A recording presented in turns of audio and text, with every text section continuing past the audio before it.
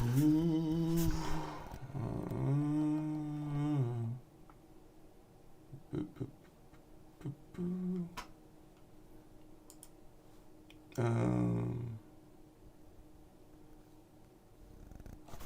Good, good late morning. Good late morning.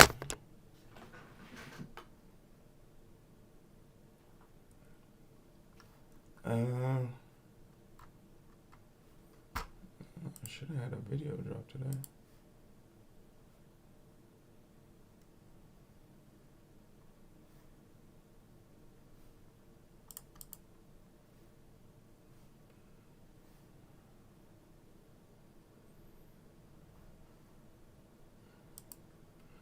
Yeah, I did have a conspiracy video drop today. Yeah.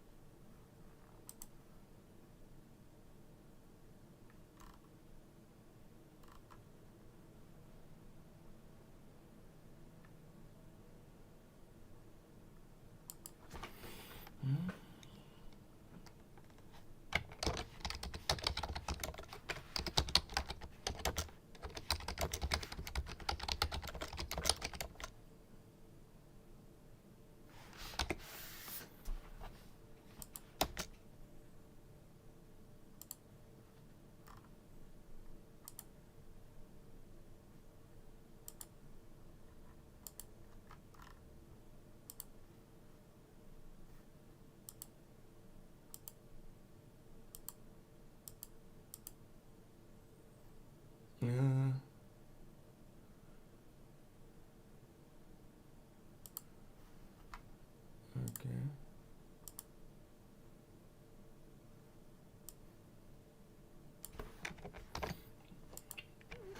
I'm confused. Why can't I do this? There we go. That was weird.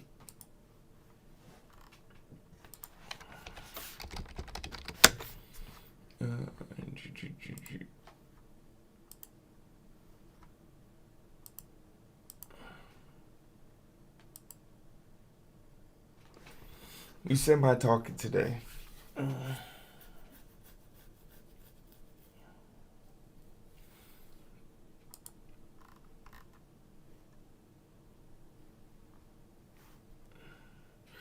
try and edit some of these videos down too, but primarily we need to work on that slide deck.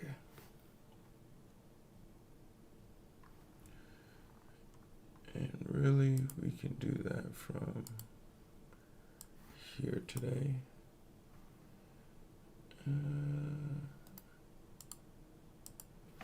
Slides.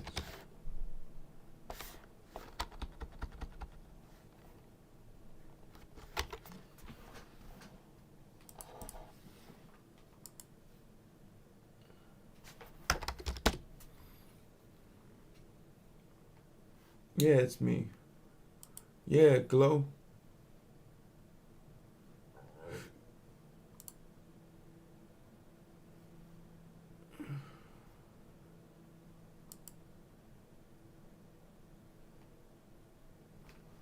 Oh, yeah.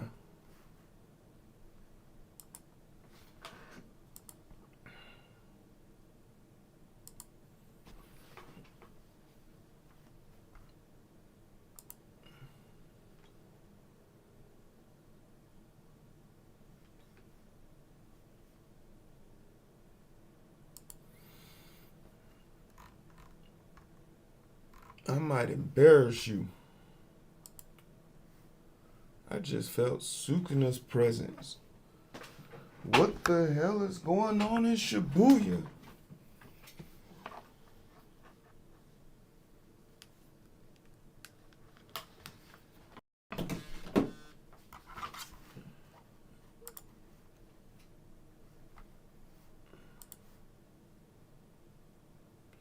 Cause I walk, dead or alive, I take my time.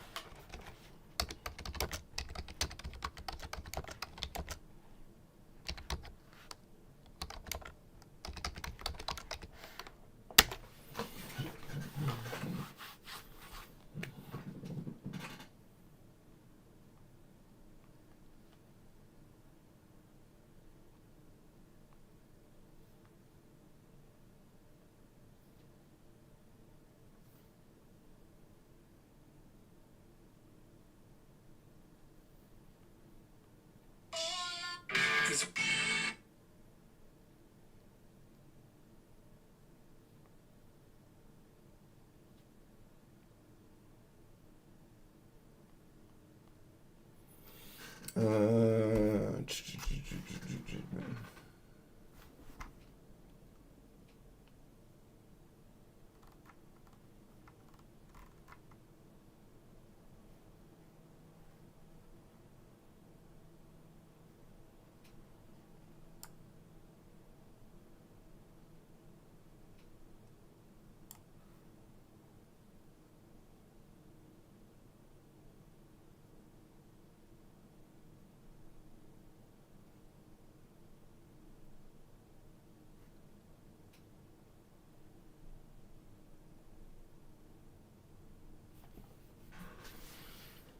15 to support.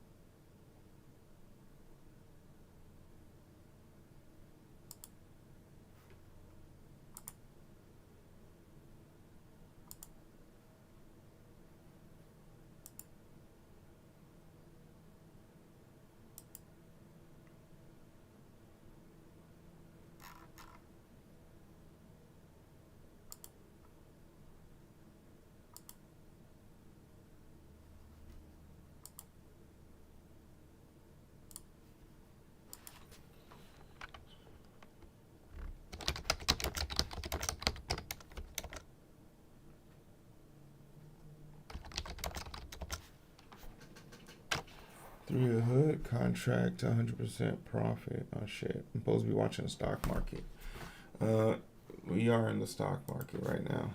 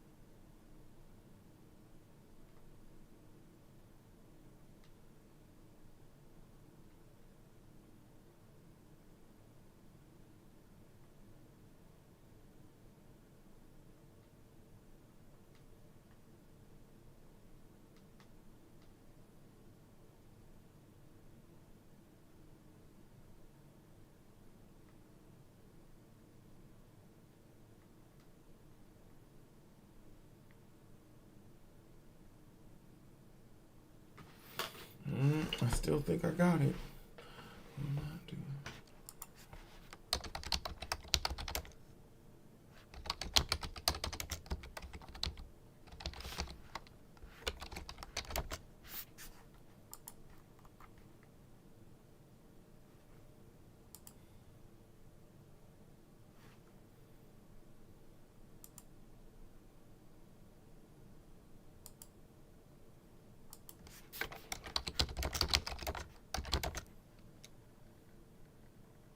Will not do.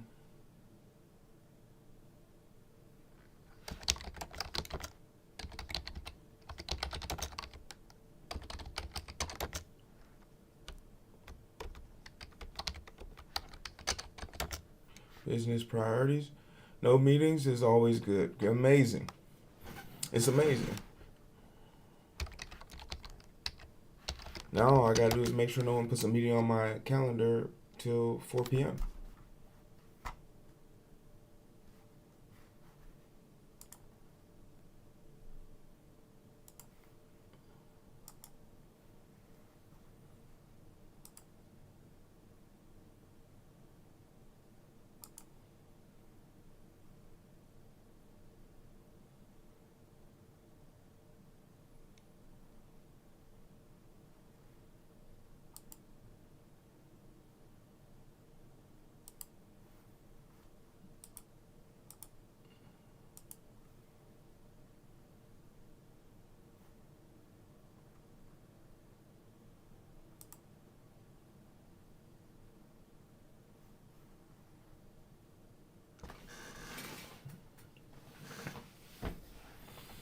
Programming stuff to do. What's the big project you're working on?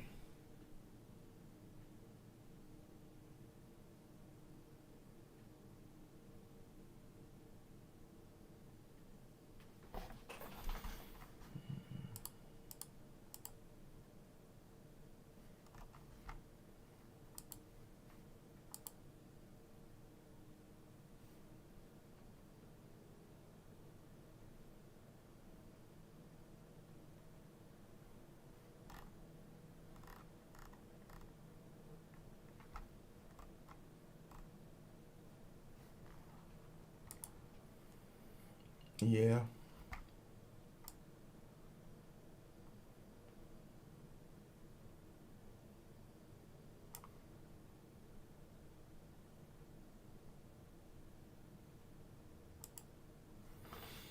Oh, so the projects are in pseudocode, so I'm gonna translate it to actual code, but I failed the course, so reading everything more carefully.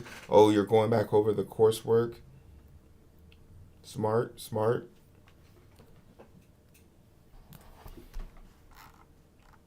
Do you plan on reapplying?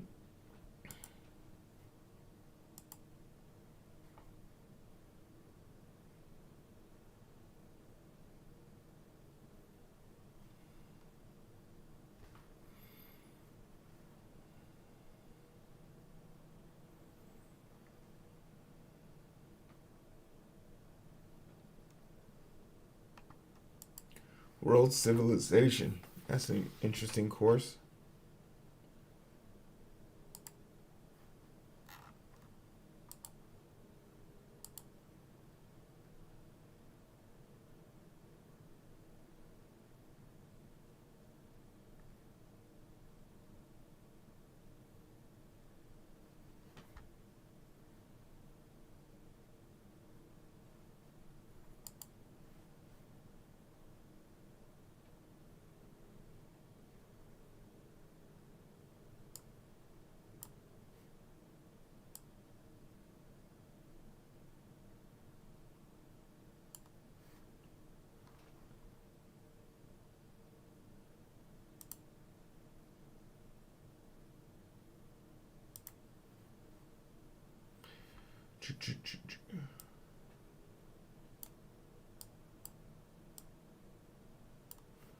In sorting mode.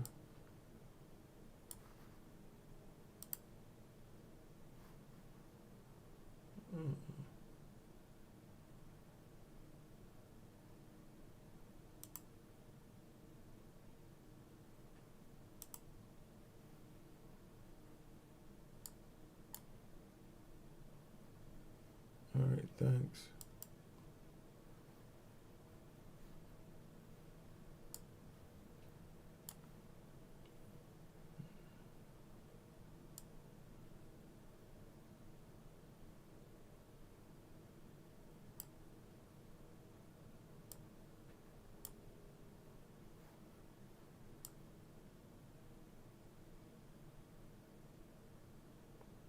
Oh wait, shit.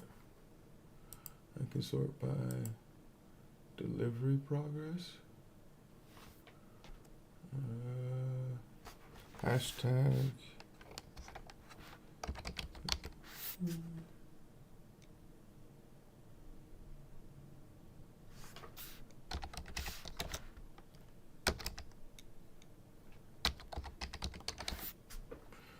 Wait.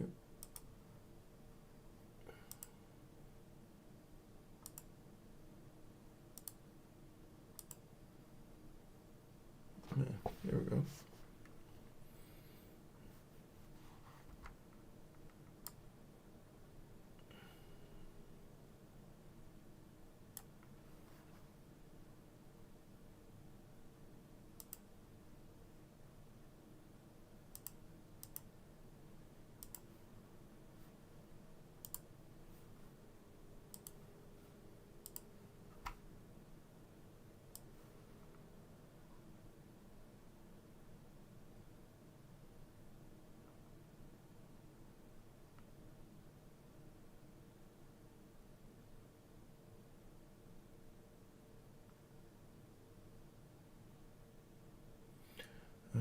Actually, before we do this, I can close these tickets.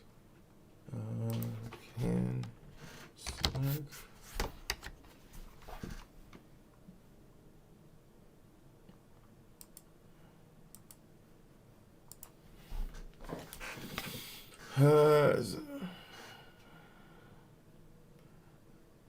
Outside psychology, I set up a schedule for myself for excellent with a wall card. That's a lot of perseverance. It takes a lot to like drive that.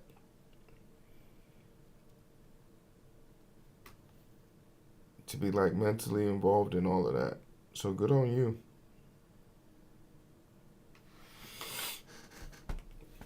Good on you.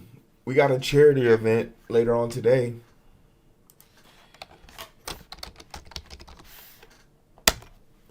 I'm gonna go rub elbows with some executive people. Oh, I'm so tired.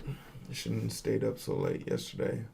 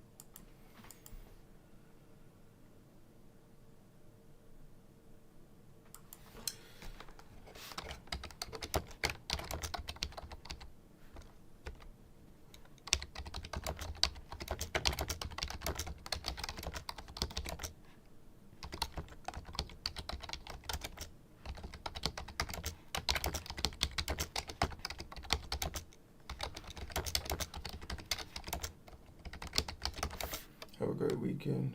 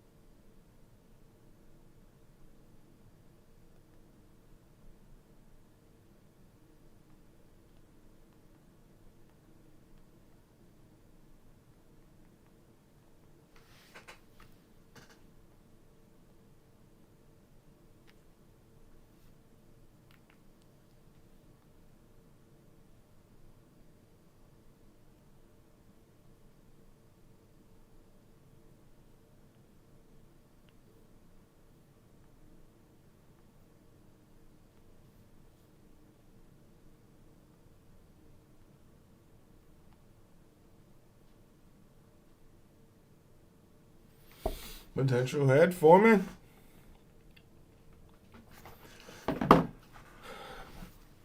AVGO head. Uh,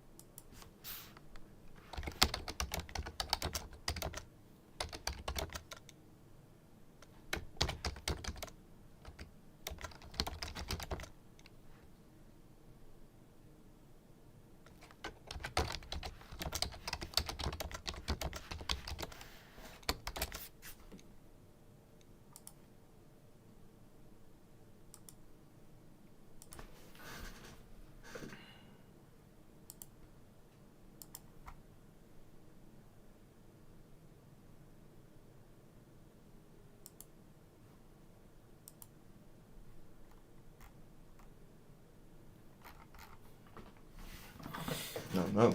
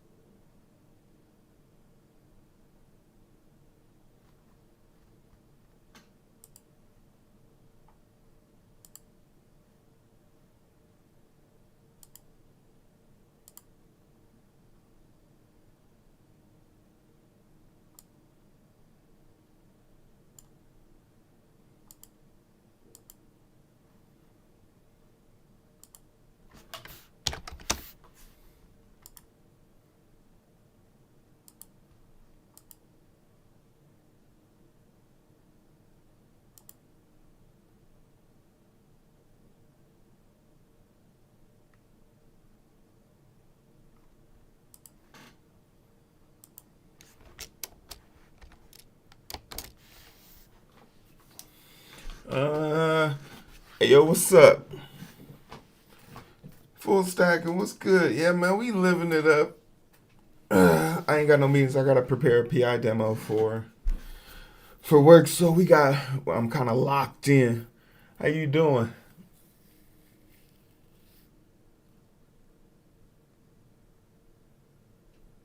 Uh,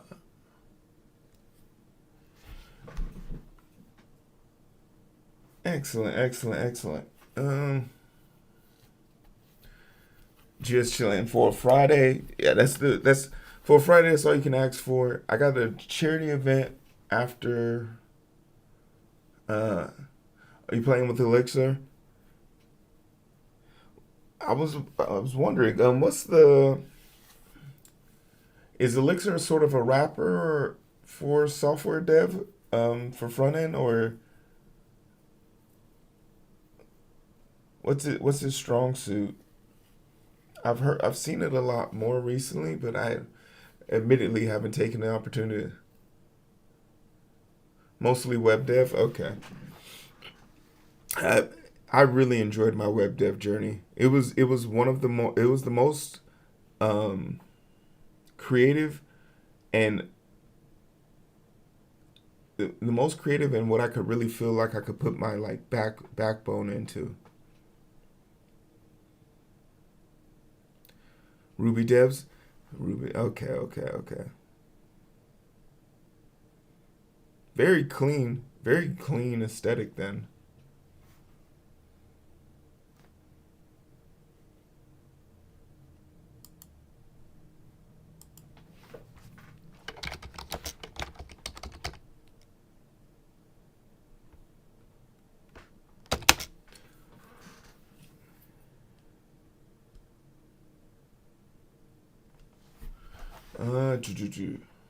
Oh wait, I forgot to turn on my closed captions. If Willow was if Willow was in her, was home, she'd be yelling at me right now. But also, it's big for currency and parallelisms. Oh, okay, so like websites that have multi-layer functions happening. You know, as like technology progresses and like websites get heavier, I think one of the more shocking things I found out was just how little data.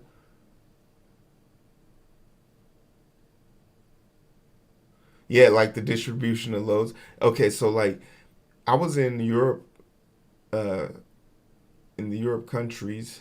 I was in London specifically, and just was kind of shocked to see how far 5 gigabytes of data will take you.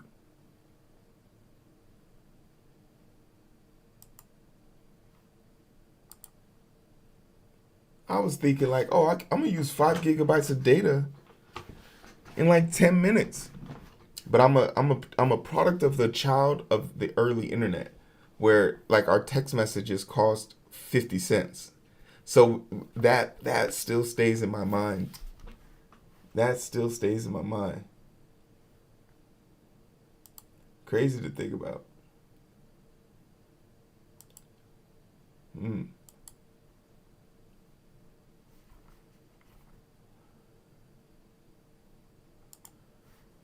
It was truly just like interesting to have that conversation.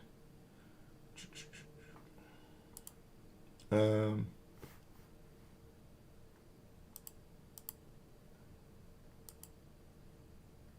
but all of these things are like it's so significantly improved now that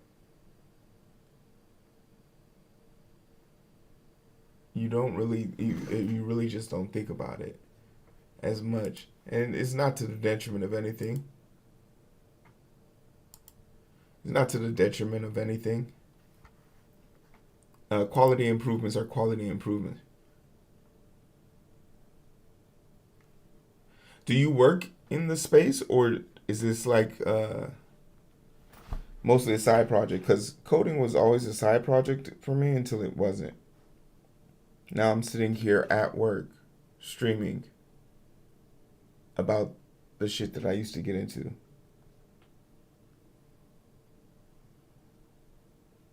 Also, hell yeah. Oh, you're probably not too used to like the host taking a vested interest in what people are working on. Someone being genuinely curious about, hey, what you trying to get into? What you messing with, bro? Since the 2000s. Nice. I feel like Tourist and a host of other people just have like an encyclopedic knowledge of like the developments of how things happened. You were there in the beginning, you'll be there in the end.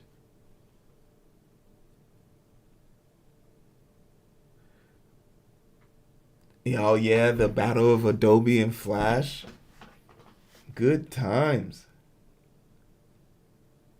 Okay. All right, it looks like we have a perfect. Hold on, let me see. It looks like AVGO is going to form a. AVGO is looking to start to form the head. Can we go 30 minutes out? 20 minutes out? Mm. We're still like on the neck. I'm waiting on the head to form.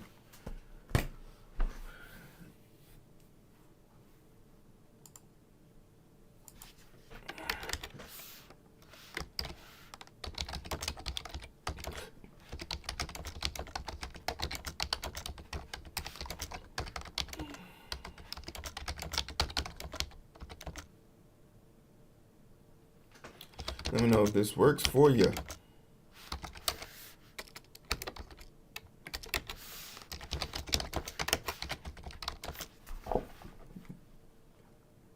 My God.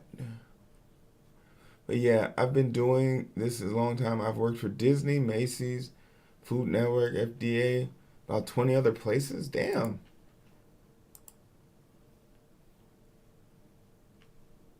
World renowned to rock a microphone.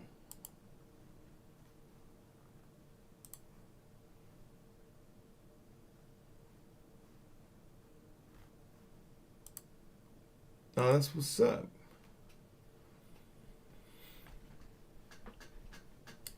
My tech career is rather limited, and it does have elements of medical. So for me, it's just this company and this current company and my last one, and the first one I lied on my resume to get on, but I worked really hard to get good. It's amazing, like, and I'm more of a data infrastructure type guy.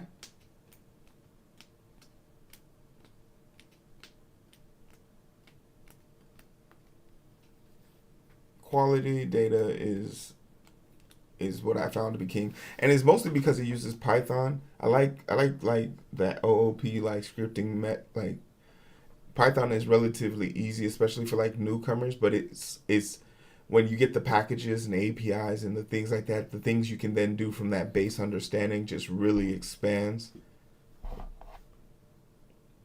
Like I think almost all of my projects in GitHub, besides the games, revolve around Python. You know, it was my first baby mama, and I love her.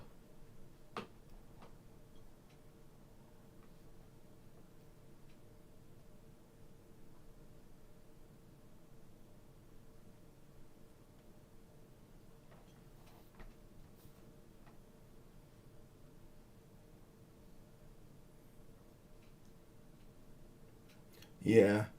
One day I'm gonna like when I'm ready to revisit, like I'm not sure what would bring me back to like this. It's I think it's always gonna be like a side project or a hustle. Too much of the stuff I want to do requires automation, really. And when it just comes to like rinse and repeat task, Python, like literally, you can almost with the new Selenium packages, literally just type out English to get shit working. Yeah, Django is super important. Super cool. I see a lot of people use that too. Like that's I did a side project with Django where I I used it to upload and turn this phone, the iPhone, I think it's like an iPhone 6, into like a Ring doorbell. So it would like use 20 frames per second and then detect changes in the frames and then send an alert message if there was a shift in the change. It was one of the more it was so complicated because one we put a lot of like self-imposed restrictions, like using an iPhone, um refusing to swap the SDK to like something like that would run on Swift. So we had to run it through the browser. So we would run it through the browser. You would open the app in the browser, and then it would then be able to take over the phone. So we had to find a workaround around that. Good times.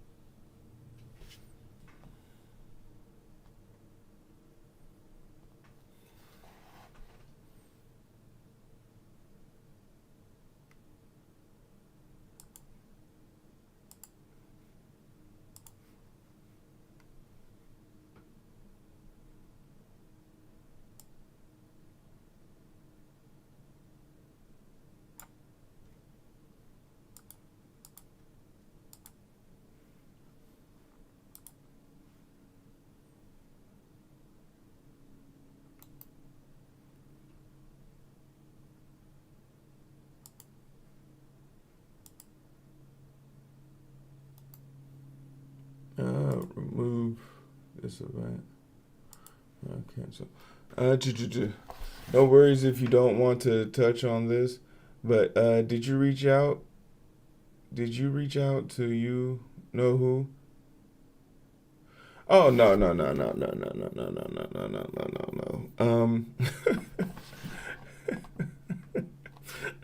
But I did find it interesting that he deleted the videos or took them down and made them private. Um, right after the situation happened, he asked his mods, "Did I overreact?" And I'm assuming his mods said that. I mean, who am I kidding? I'm still a mod in his Discord and in his other channels, so I could see this. So not only do I have insight into what happened in the back end, it's just further like proof for me, like what I wanted. And I already have the videos. So like, I think the thing I'm waiting for is for things to settle. I don't know when it happened, like Tuesday, Wednesday, but like if he wants to, he has contacts to me. He knows how to reach me. Um,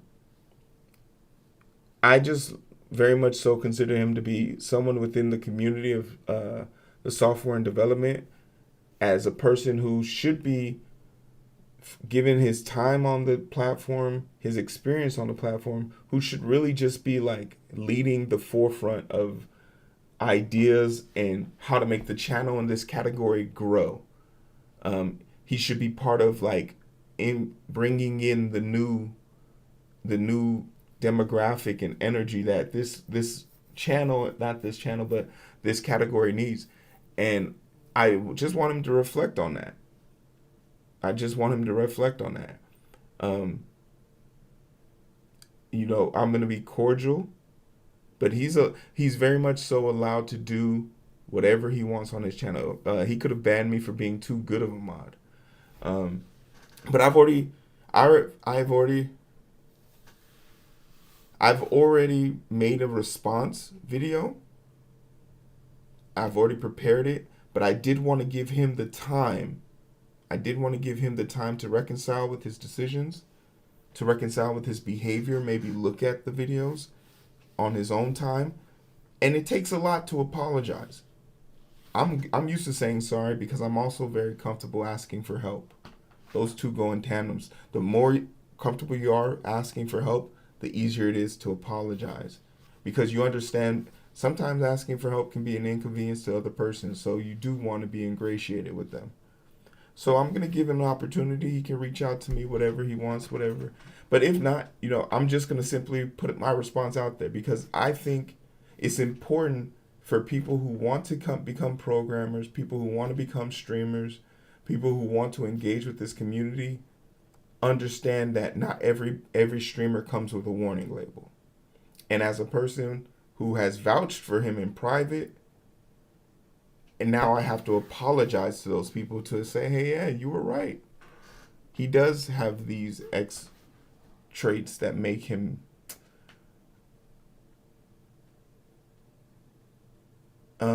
he does have these traits that make it probably hard for him to play well with others. And because I hadn't bared the fangs, I didn't know the bite. So now that I know the bite, I can empathize and sympathize with the people who have crossed paths with him in that level. But more importantly, for new and upcoming people, they deserve an opportunity to just exist on this platform and be able to tell like proper directions. So like if there's ever someone who has known me in the past and they're like, oh well, Hero vouched for this person, I want there to be a distinct point in time where me vouching for that person stopped happening. And that's going to be my response video whenever it comes out. And, for what it was worth, I made two videos. And I actually think you were the topic of one of them. I'll probably post that on YouTube. But the link will be here, will be uploaded here at some point. But yeah, I think I distinctly remember mentioning you in one of the videos, and it's a super long video because I don't want it to be like quick drama. This is really me breaking down a situation where someone is like hurting themselves. Oh shit.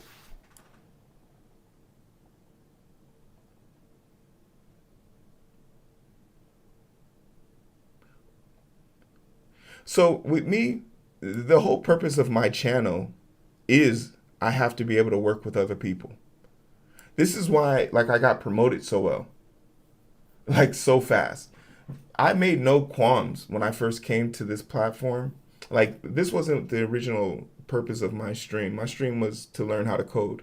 So when I first started streaming, I was trying to get a job in coding.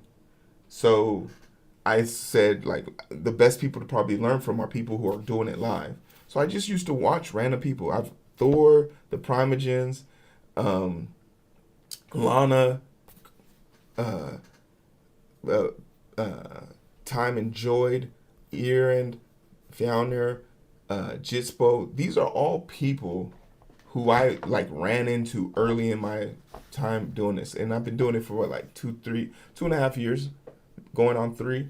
And like I used to have a decent crowd. Like I blew up literally overnight. One day I had 600 followers. The next day I had like 5K. So like I blew up really quickly. But the premise of my channel has like always remained the same. I am here to learn. So I have no ego. I have no gripes. Yeah, do I run into the occasional dickhead who wants to like prove he's the smartest person in chat? Sure. But it's not my job to tell someone who offered to help me how they succumb. It's just my job to tell them that I don't need that right now. Because whatever they're doing it really for themselves. So like I very much so ingratiate myself to that. But like my willingness to be open and hearing the chat, learning from the chat taught me everything I know. Bar none. Like of course I've done my own reading.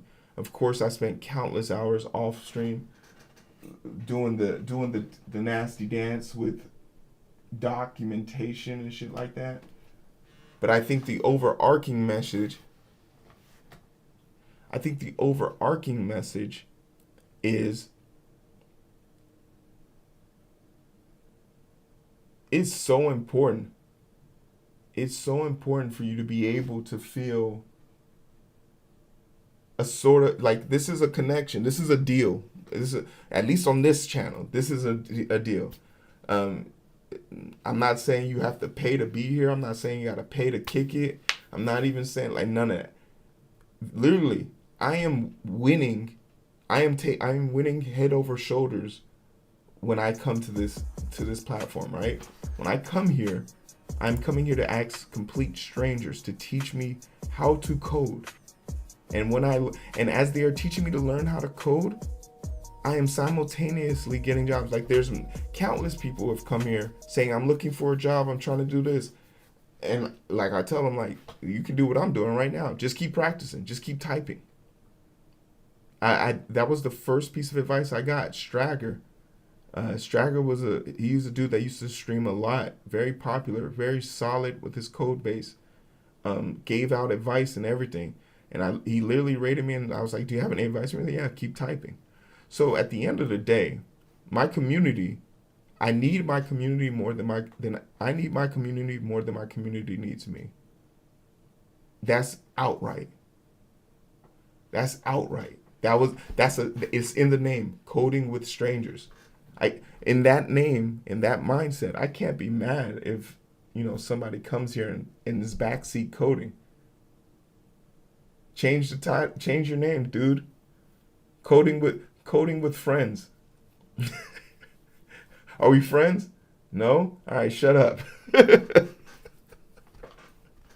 Are we friends? No. All right, shut up. But coding with strangers, anybody can help me. Everybody should help me.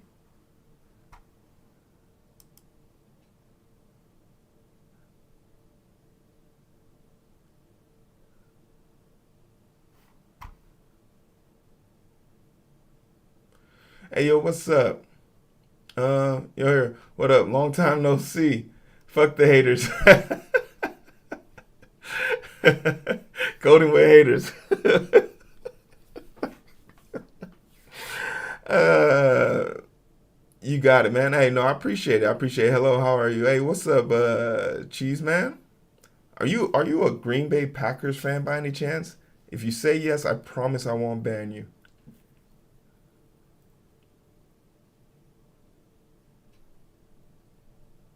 No, like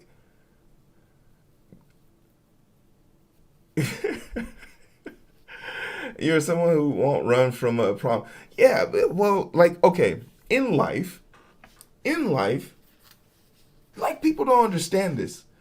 The more like when I enjoy people who have good battle scars. How'd you get that? I tried this thing. I failed horribly. Motherfucker, you didn't die, and now you're better for it. Whether it is because you don't want to return back to that, or you know better than that now, right? So I always appreciate people who have good battle scars. Good battle scars shows a certain level of tenacity, relentless, uh, a can-do attitude. Now I work in healthcare for 5 years prior to this. I still technically do, but every day I wake up and get ready for work when I was working in the hospital with with the descript job description of defying God. What do I mean? I worked as a pulmonary transplant specialist. So every morning, God said, "Hey yo, I think it's time for you to come on home." And I used to be like, "Hey, I got this 7 year plan for him. Do you want to broker a deal?" So like when you deal with situations like that constantly, it's hard for me to trip about code that you literally have a button called Control Z that will undo any mistakes you make. Shit, deleted that on accident, undo. If you drop someone's heart in the middle of a surgery, that's it. Night night, mother lover. Game over. No restarts. Right? It's over.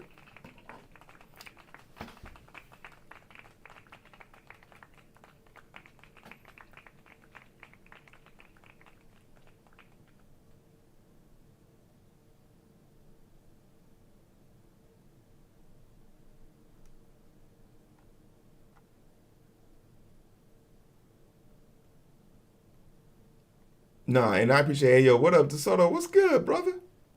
It has been a minute. It's Friday, baby. We here. We here. We here. Happy to see you. And Cheese Man, thanks for the follow. I didn't even see that. I didn't even see that. Well, I'm not looking at my screen to be fair. I'm building a PI demo. Um,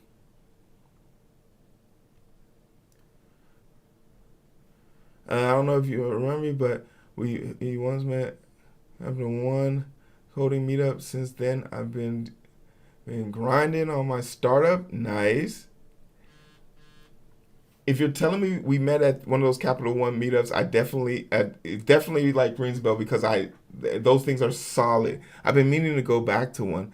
I feel you within. I feel you within that healthcare. It's a bit of a critical environment. I worked at a psychiatric clinic. And pain in the ass dealing with everyone who isn't technical, from the patients to the doctors themselves. No, it's it's so cool, and I'm happy to hear you're doing well. Hopefully your startup is doing good.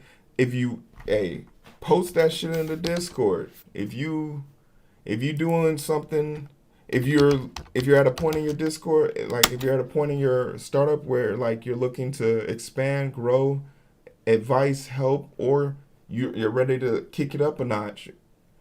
There's a part in my Discord called you can, I would say, put it in the job section, but you can also put it in the please put it here section. Um, but yeah, you gotta have like, and once again, I understand that it's not for everybody, right? It's not for everybody. But a large reason why I'm able to like maintain this steady level of control, or this steady level of like clear focus, is because I don't rely on anything to keep me focused other than like my own energy, right? If I'm having a bad day, guess what? Every day I'm in good health, I literally get to start over tomorrow. I get a fresh set tomorrow. Now, I'm not saying some of the mistakes of your past can't come back and haunt you. Because when you go to sleep in a prison cell, you usually wake back up in that motherfucker. But you gotta just want to be better. And it does, and it's slow.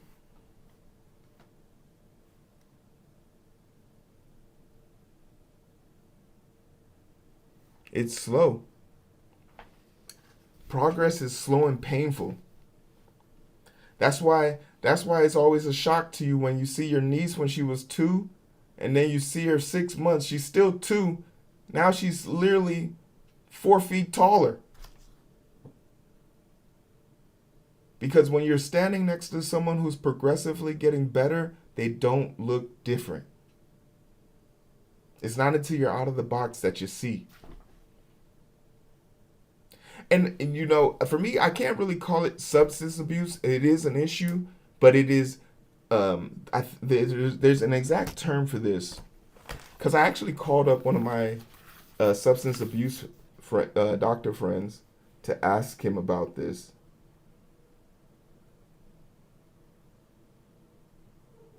It's a habitual pattern in bad behavior dependent actions. Dependent, bad behavior that is dependent on substance. Right? Right? What are we talking about here?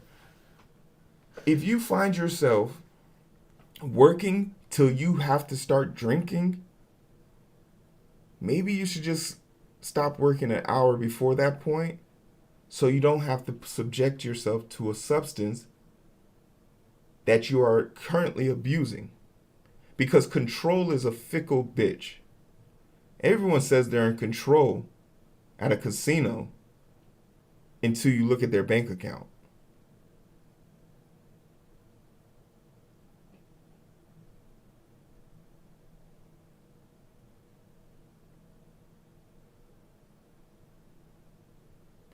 And I don't think and I think you're being gracious, because I often tell people, There are people who understand that their substance-based behavior is an outlet.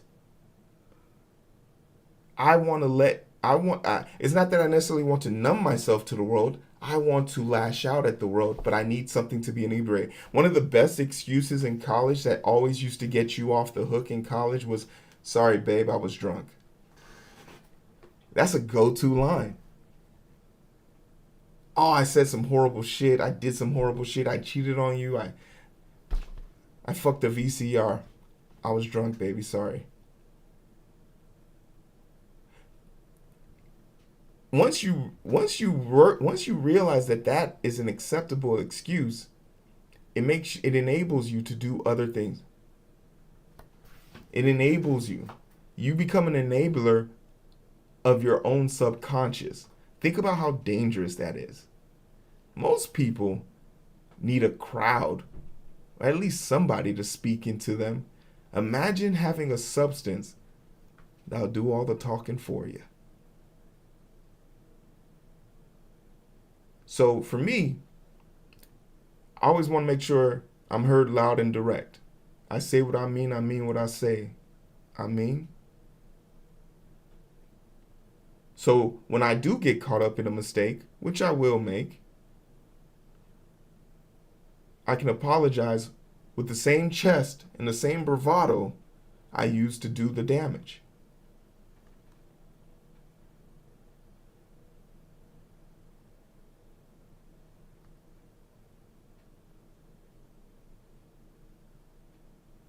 Well, it's not our educational system. It's part of it, but it starts at home. You want to know the best time to get punched in your mouth? It's probably at home. Because you know I'm going to pull my punch. You want to know who's not going to pull their punch? The dude you talking backwards to in the middle of downtown Chicago. I slapped somebody on the train the other day. I was on the train. And I really like my face. Because my face gives the energy that I will fucking slap the pigmentation off of your face. Like, I don't have a friendly disposition. There's nothing friendly about me when I'm outside. So, so there was a person who was going through a manic mental episode, but guess what? Mentally declining people, they do deserve to ride the train. I'm not here to tell them they can't get on the train. You feel me? That's not my thing. But I do believe you have an obligation to maintain yourself to the standard at which you are not directly hurting anybody. So I think he was at the end of the cart and I was like in the middle of the cart. And he was basically going down the cart asking for money. And I think by the third time he got a no, he was like, all right, fuck it. If y'all not gonna give me money, I'm gonna just make y'all miserable. And he was just going up, antagonizing people one by one. And he skipped a few people. Because I guess they gave the same energy that, oh, I'm not the one. But I think it's very important to stop people before they think about seeing if you're the one. So as he was on the person next to me, I knew he wasn't going to say shit to me.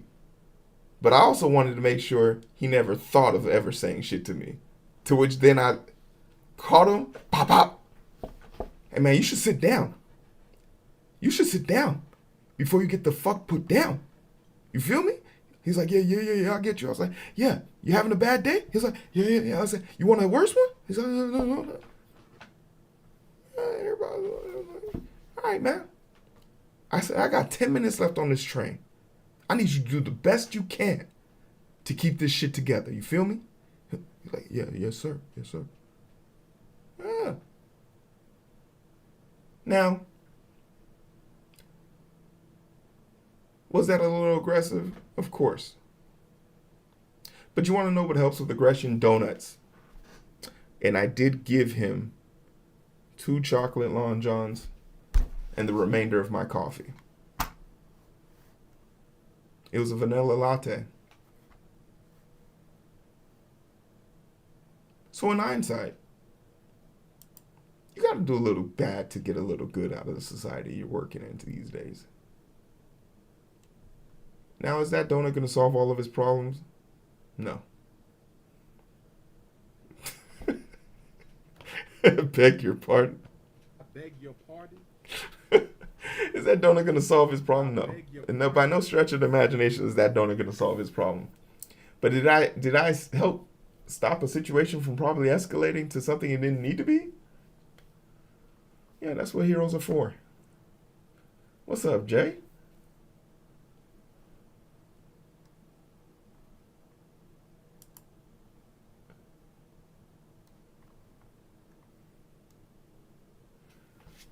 Absolutely. We must stay focused, brothers. We must stay focused. Don't let these haters get to you, baby.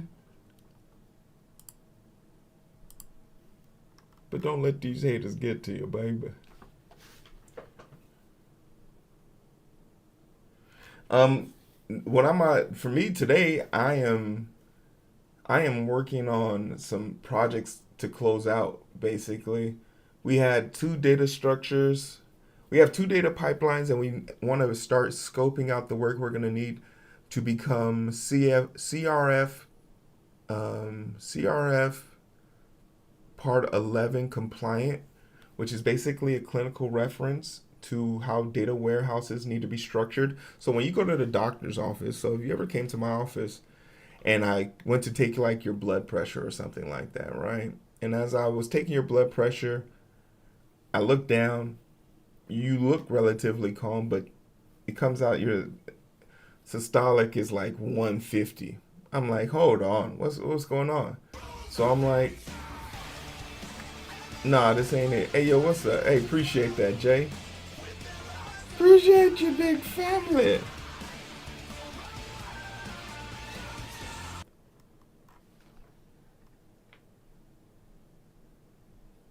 Appreciate you.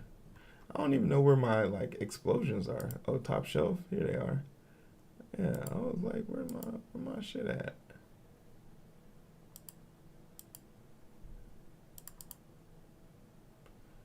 But appreciate that. Gift this up to D Black. Good for him. But basically, if you ever come to the doctor's office and like, okay, I don't like your blood pressure, but I make you do it again. So on the chart or on the mechanism, it'll show that the blood pressure was incorrect, or I'll mark it off and I'll sign it, and then use the next one to backfill the old one.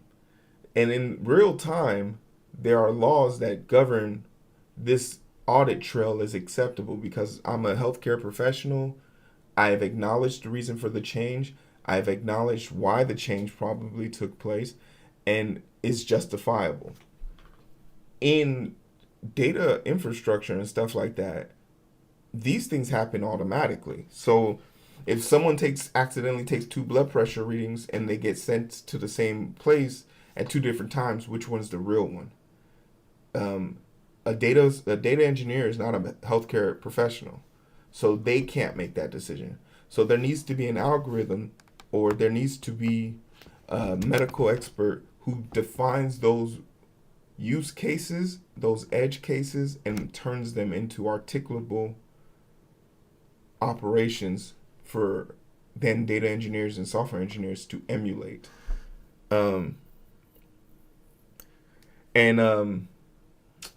And it's also like, because one important thing in data is like reconciliation. Like, what if you're batch loading things? What happens if in that batch were 2 changes, but you only see the first instance of the change? I mean, the last instance of the change, because you're uploading batches. So if you go from like an hour to like 6 hours, and you're only expecting 6 changes for each hour, but there was a double mistake for each one. So there was actually 12 changes, but you're always only seeing the latter change. Reconciliation helps you find those anomalies, but then how do you like delegate and handle for them? So it's super, super interesting. So okay, so like yeah, this is a pattern that I think I will have to learn, but for the meantime and in between time, there is a regulation for it.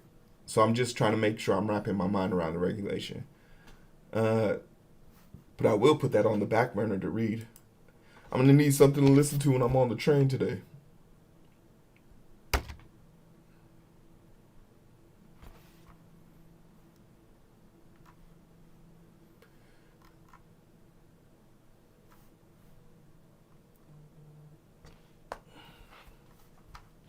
Oh, I didn't even know my music went out.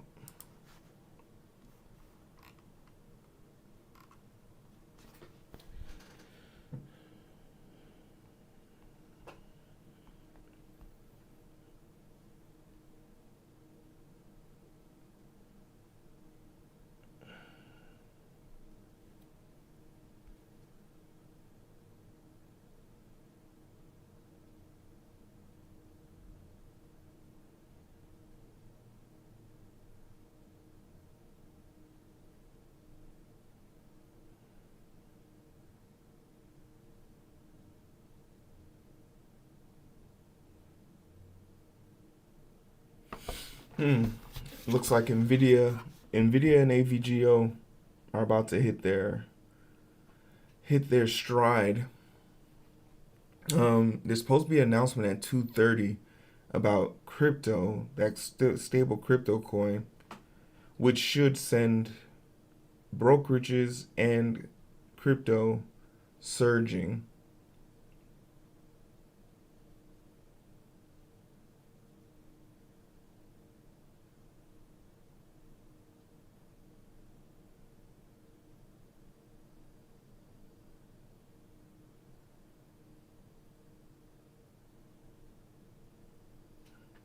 Yeah, it's it just depends on, because I don't think it's federally backed. I haven't confirmed that yet, but I don't believe that stable coin is federally backed. So that means it's going to be based on the banks, and the banks are federally backed. So the banks are going to be able to take an ungodly amount of risk with this. But assuming everyone doesn't immediately think, "Oh, I want to be a greedy asshole," there could be an opportunity for this to be a backing currency of the dollar, right?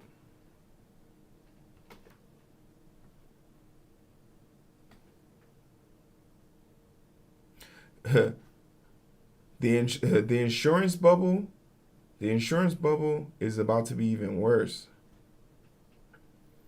In Illinois alone, insurance the biggest insurer, I think, is State Farm, is increasing insurance rates by 27%. Illinois experience they have tornadoes and hail, but by comparison, why are we experiencing an increase of insurance on scale of people like Florida and people on the coast of Texas? Like, insurance is going to price people out of housing in addition to housing being unapproachable. It's actually diabolical.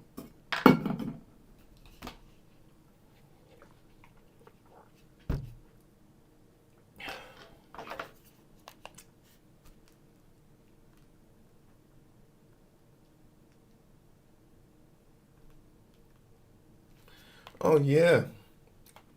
I used to drive past there on my way to Arkansas. 5 hours in a state is diabolical, too. You can drive for 5 hours and still be in Illinois.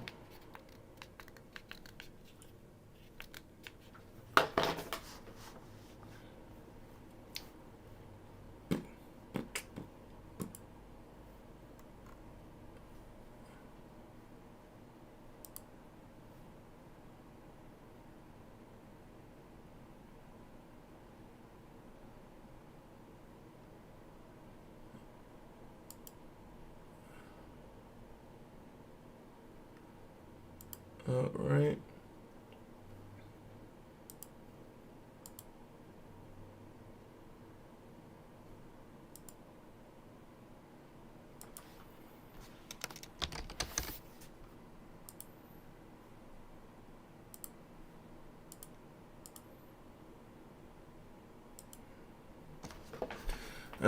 I was lucky and was raised in Portland. My whole family is from Granite City. I went to Portland once for a job.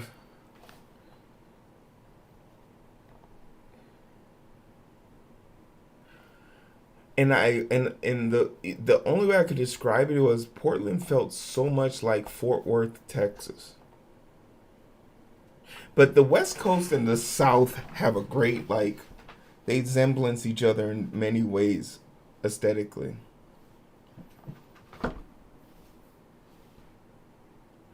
But West Coast people tend to get along with Midwest people a lot because Midwest people are very patient.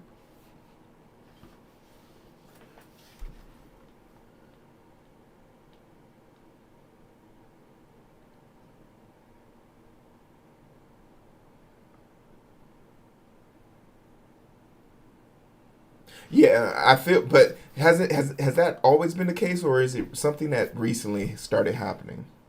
And what by recent I mean in the last 5 years.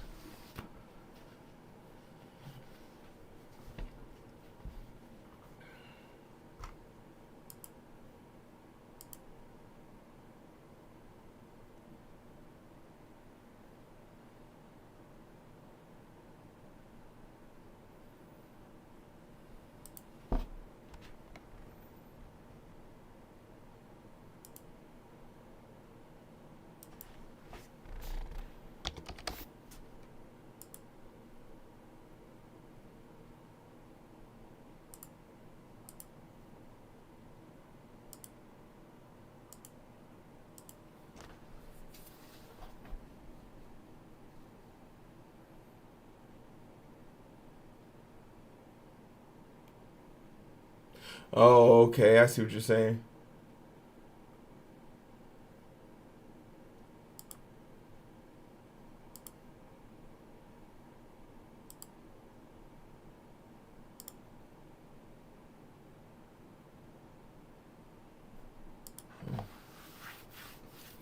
Not many OG Portland people anymore. So where do Portland people go, or was that just a shrinking demographic anyway?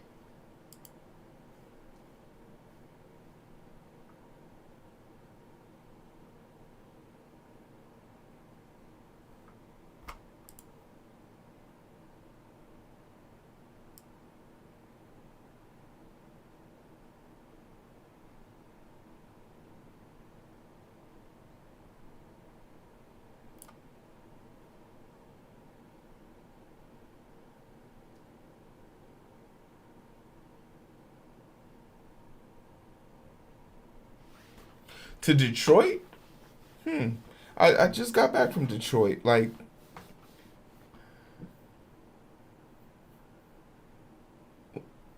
Damn, what? June, yeah, June 15th. It's kind of crazy, man. Seems so long away. Detroit has a great vibe. Detroit gives the same vibe. All Midwest cities give the same vibe until you get to Chicago and Indy. But I feel like Detroit is blossoming, and it's in large part because of uh, when Detroit's playing good football, the city has something to live for, and uh, the economy is shifting away from being a manufacturing city. But I feel like Detroit felt very much like Milwaukee to me. I spent a lot of time in Milwaukee too.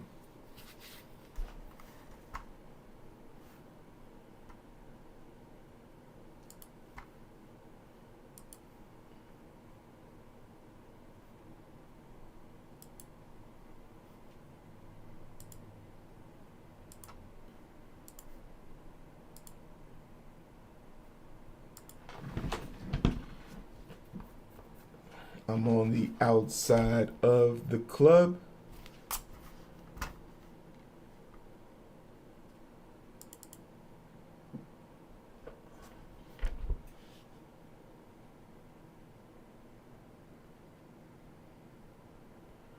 I'm on the outside of all these goddamn Jira tickets.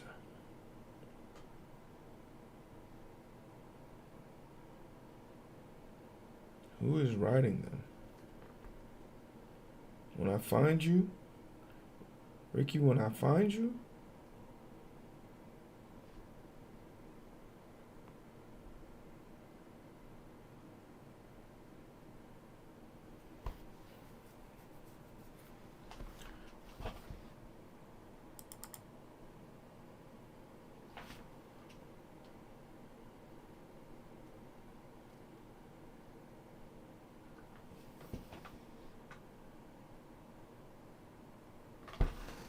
Ooh. Miss Parts of St. Louis.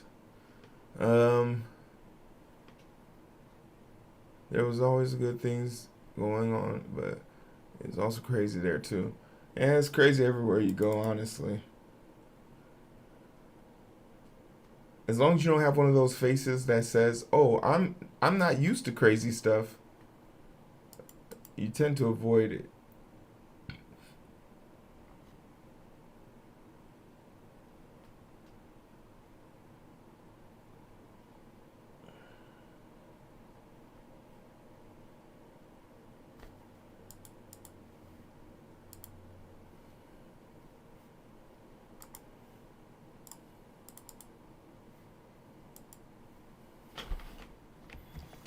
Hmm.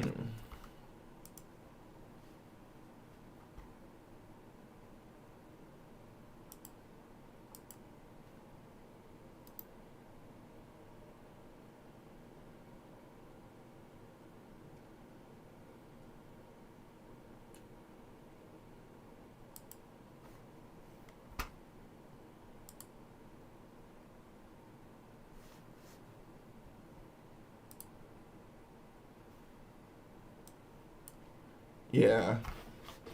Yeah, but yeah, Cook County's massive. But I feel you. Uh, yeah. What they call it? Hey man, fix your face before somebody else does. that somebody said that I heard somebody get that told to, hey man, fix your face before someone else does. I was like, sir, you better.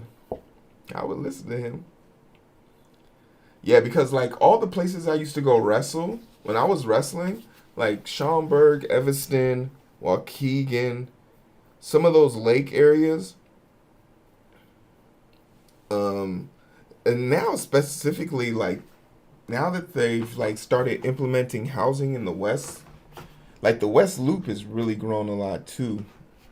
Really love that for the demographic change. Like we just overall became way smarter about housing, but we can't we just haven't figured out how to make things livable. That's why I'm kind of excited to see what that New York dude can get into. Like I know he's got everyone shitting their pants because they believe he's a communist or something like that. But also, if being a communist means that people get to have a living like don't have to live in the streets,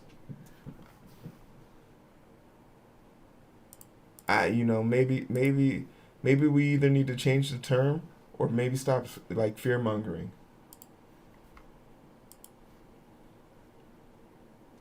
Because giving people down on their luck a shot shouldn't be too controversial.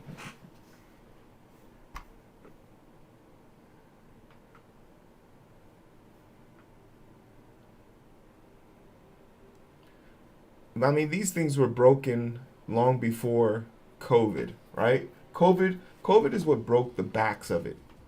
But the phenomenal the last 20 years of destroying the middle class has become an irreparable harm. When you have a union leader, A union of 600,000 people saying they're okay with losing health care and cheering for union busting. People have lost the plot. That's not a. There's no community there. People have literally lost the plot. And I think that was the Teamsters. Teamsters, the truck workers from that travel between the El Paso line all the way through Iowa, so they cover the T of the country, El Paso, Texas, up to Iowa, and then from that road they go either direction, and it creates a T across the country. And they were out like I'll never forget it. Hey, you guys understand that this person you're voting for is going to be a person who has advocated for union busting and has taken like workers like the CFO from Amazon who specializes in that. So like there's so much like so I hear you have a great point. Yeah, community is important, but you can't if your community is shit, that ain't gonna do you no good. We have to make people informed and hold them accountable. We talked about this the other day in the Texas flood, and there was a lady who said something vile. I think a city representative said the only reason there were no, like, she didn't say it verbatim, but she essentially said those camps where those kids died were racist camps. And she was an older lady, and everyone was obviously upset with what she said. And I just wanted to dig a little bit deeper. I just wanted to scratch the surface. Besides the fact that the name of that river valley is called Flash Flood Alley, red flag. Red flag if I've ever seen one. But something that I found to be fascinating about, it was true. She did say it. And that's why I'm calling her a vile individual. But I do understand where her toxicity comes from, and it's for this reason. Because those camps were, for all intents and purposes, segregated. As the other camp groups, who couldn't afford that prime real estate to be next to the riverbank, had to move up the riverbank. And obviously, the higher you go up the riverbank, the more elevation you have. The more elevation you got. And those kids were able to evacuate because they were able to see it coming. So, in a twisted fate, there was a group of kids that were able to survive because of this perceived segregation in that community. And this lady is old enough to know that riverbank used to be segregated. She comes from a generation of people who couldn't go there. And she's still living in a generation of places where the rules have made it that, oh, you guys can't afford to go here now. So, like, while everyone was condemning her, which they should, I do understand it. Because just because you have a point doesn't mean you get to be an asshole.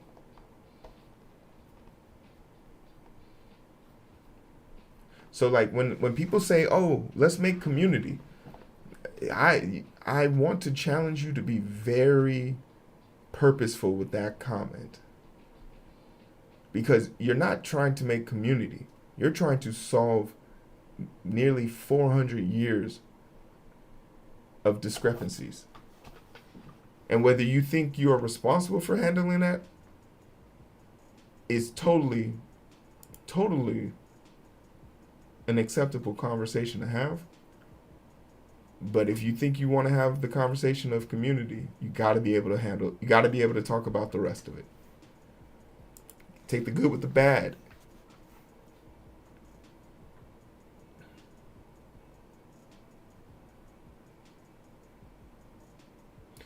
Housing the homeless, super important. But giving a homeless person a house doesn't immediately affects their material condition in a positive way, but it's not sustainable. They need more than that. There you go. Now we're talking. The jobs. Now you're talking. Because I got a house. I got a house. I only have a house because I have a job. I only have a house because I have a job. And I'm a fiscally conservative person in my own life, right? I'm conservative, fiscally conservative in my own life. But I would pay a percentage. I would pay my fair wage in taxes and an additional 15% if it meant no kid would go home hungry. I'd pay my fair wages and taxes and an additional 15% if someone got in a car accident and needed a stent for their leg and it didn't completely bankrupt them. Right? So when I talk about like community, I don't really put a face to it. Because when a person is on my surgical table and they got a swastika on their chest, I can tell my job I don't want to do this. I have that right. But I did take an oath. I did take an oath.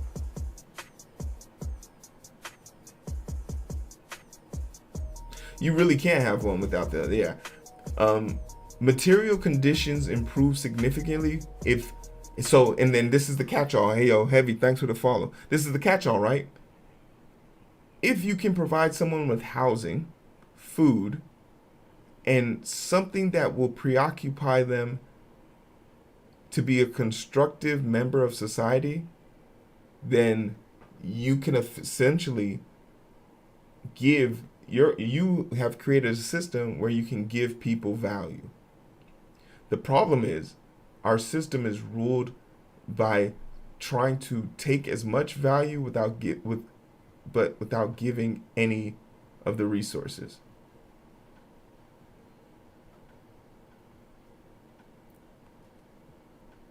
Right?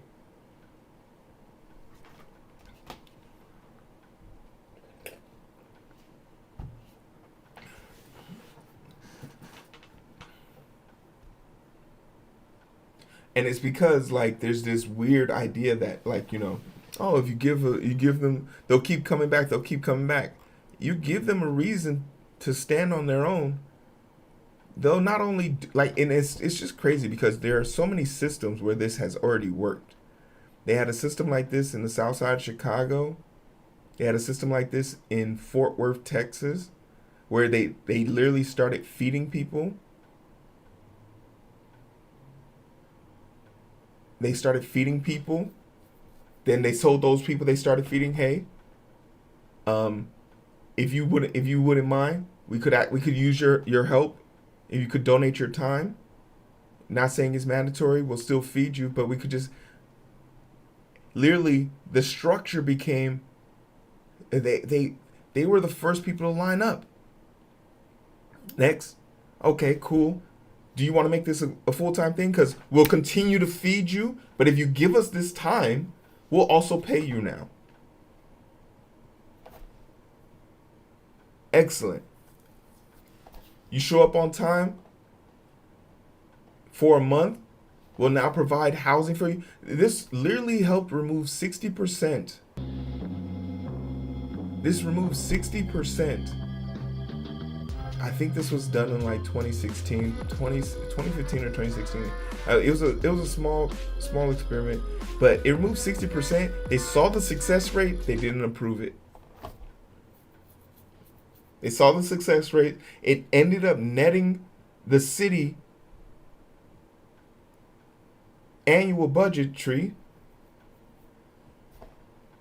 They didn't do it because the perceived notion of anybody getting anything for less than your soul is a bad thing.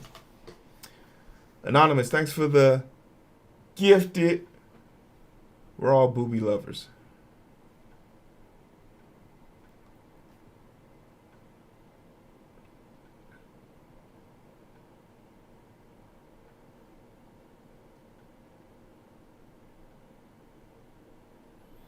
Oh yeah, strangers can all be the same.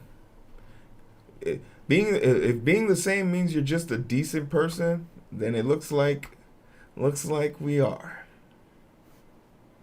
Because I don't have any definitive statements. I don't know if my ideas are the best for everybody, but I do know what is currently happening doesn't work. It's not working.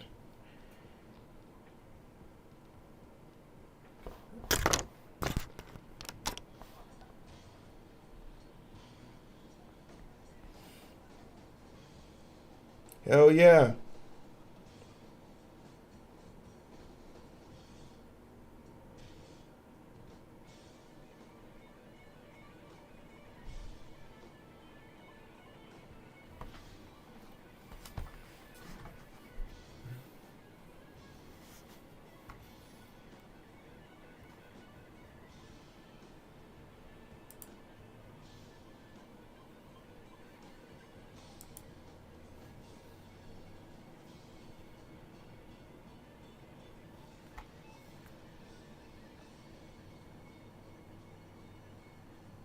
All right, AVGO's boosted it. It broke its 10% mark. We're at the 12% mark. We're at the 12% mark, people.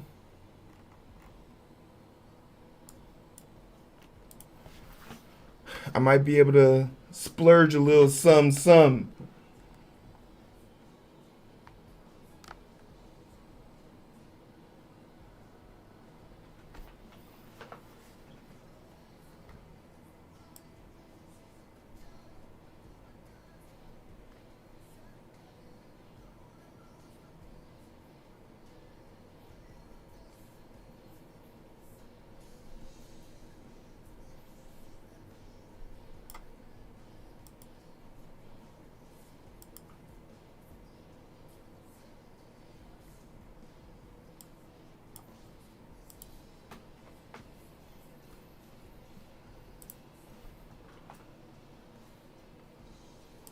$13 tickets. Damn.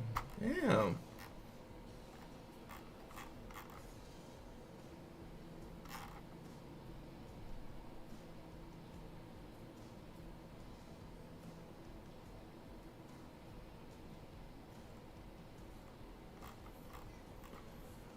All right, let's clean this shit up. I thought I was gonna be able to go through this report way faster. Shit, 20% done.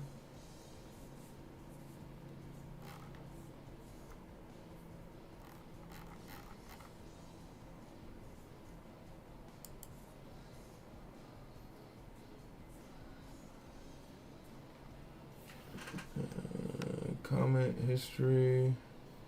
When was this made?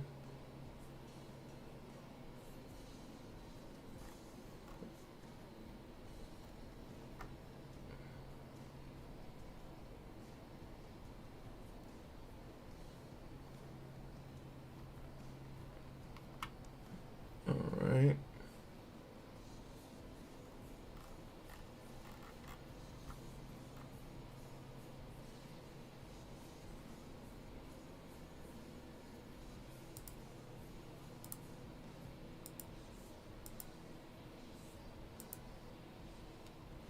Yo.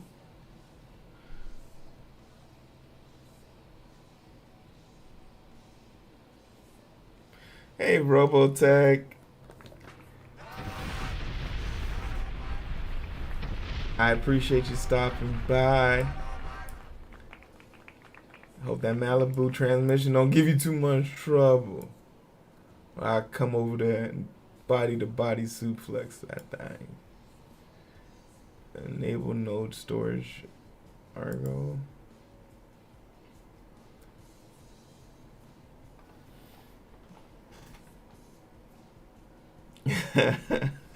It misses you too. But it's always gonna be here whenever you ready. Take your time. I ain't going nowhere. I literally have to work. Who is the tester? Who's the reporter for this? When was this made? Updated in June. Made back in May of 2024.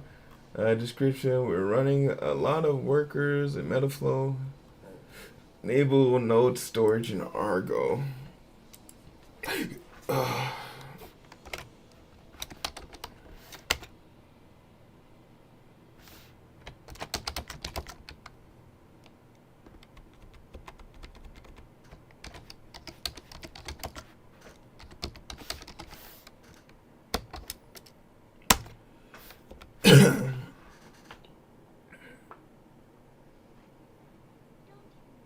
I'm a little pissed off. I'm a little pissed off.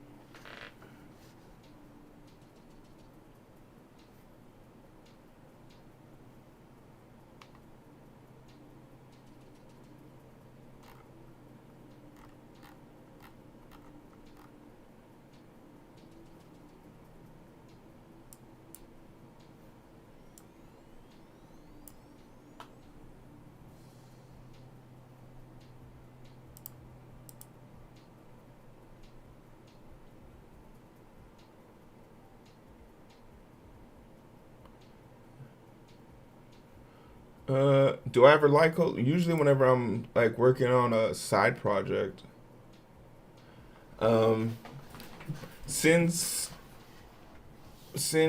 late November last year, this channel has pretty much shifted over from coding, live coding, to like working on the code base. I'm working on my employer's code base, but can't show that.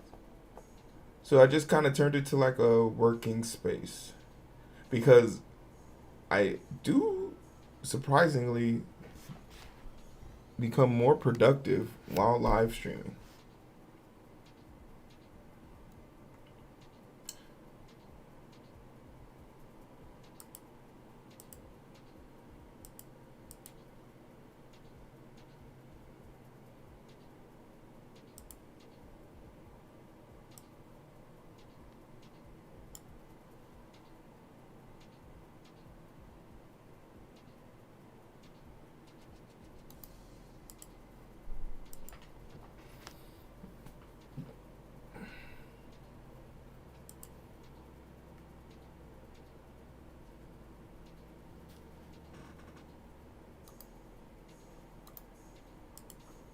Open the ingestion table.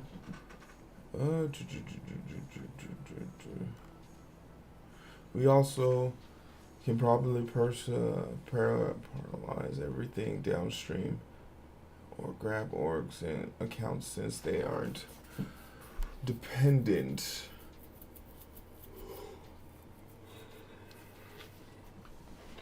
Hold on, someone's fucking around my front door.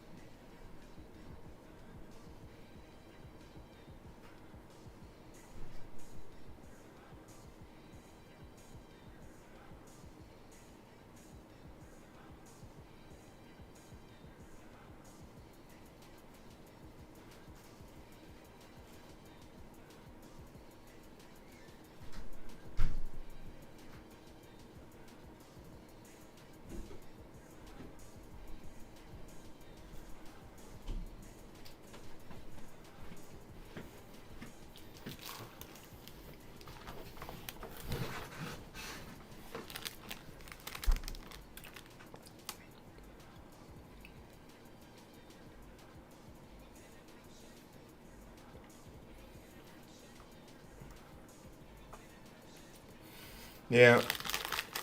Well, that's what the whole entire PI is going to be about. So, or at least what I got to figure out. So, I got some time. It doesn't sound too hard though.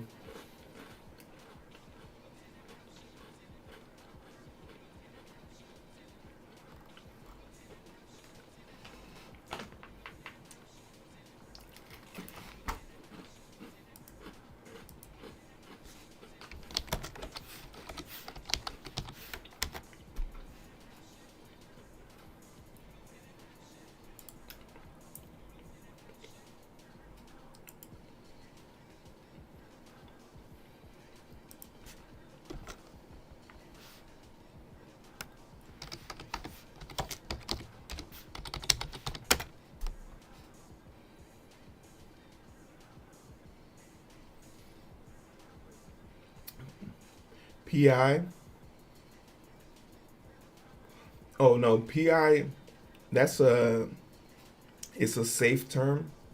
Scaled Agile Framework, and PI stands for like program increment.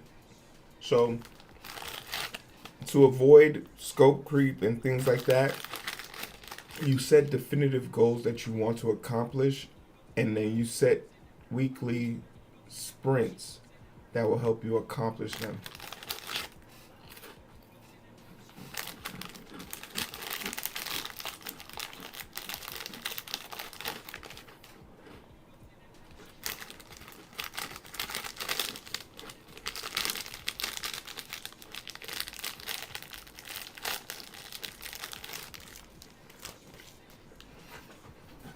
Yeah, some teams just use sprints,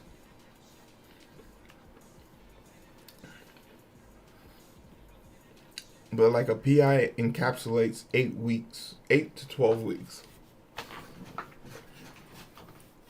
It happens when two big teams have to work in parallel, but they move at different paces. Like with data engineering, we not only have to go,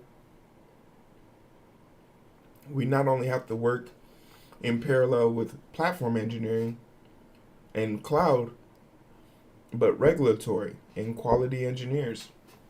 So when we arrive at different spots, I try and help the team make sure we at least never have two teams waiting on one person on one team. In the ideal world, nobody waits for nobody. Yeah, our longest sprints are usually the longest sprint we'll have is usually on a leap sprint because like 52 weeks sometimes the math doesn't math. So you'll have a sprint that's 4 weeks, and that's actually the current sprint we're in now. So for that, that's what that does. But for all other cases,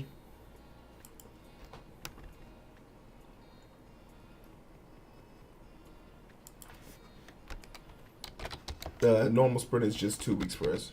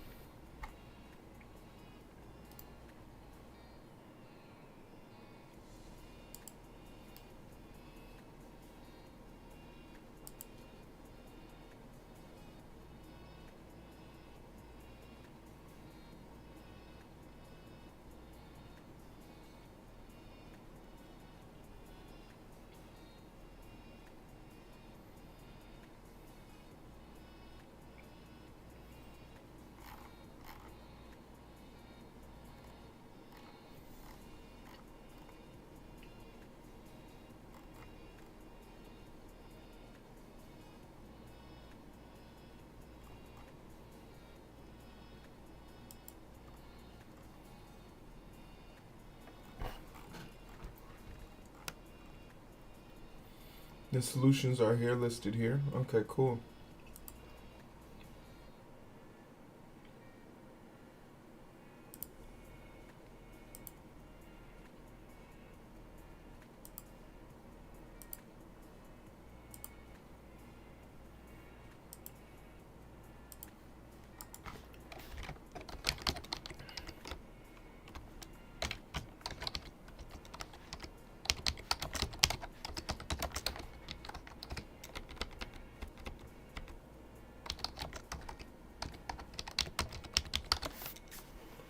Honestly, I never liked sprints. I wish people just did Kanbans and point limits. Um, yeah, we do Kanban, but like, and then we do like a capacity calculator as well. But the one thing we can never account for is we can't account for ad hoc requests. So our work is constantly interrupted by ad hoc requests. Normally we would have a IT team to handle that, but we don't. So we get bogged down with that.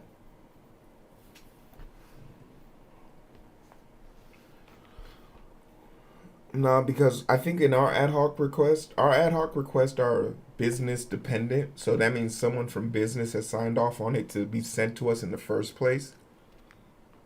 Yeah, like a hot fix. So hot fixes, we have 3-day responses with a max 7-day flip. And 7 days is a sprint. 3 is half. So literally, we get 2 ad hoc requests in one sprint. That sprint's over.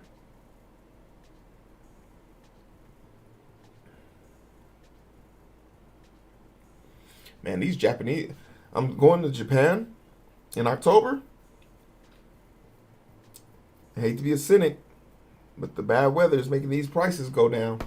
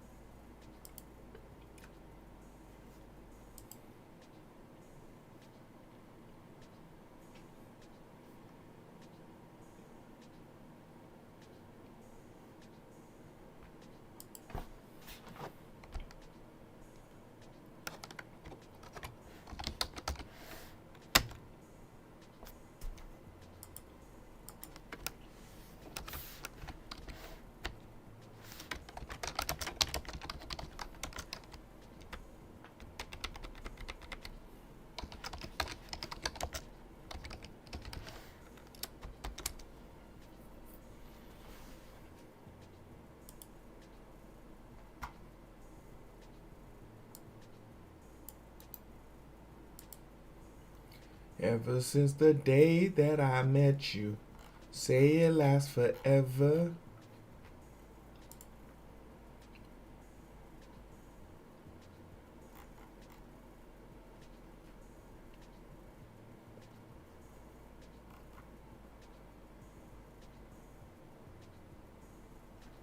Oh yeah, we can close this.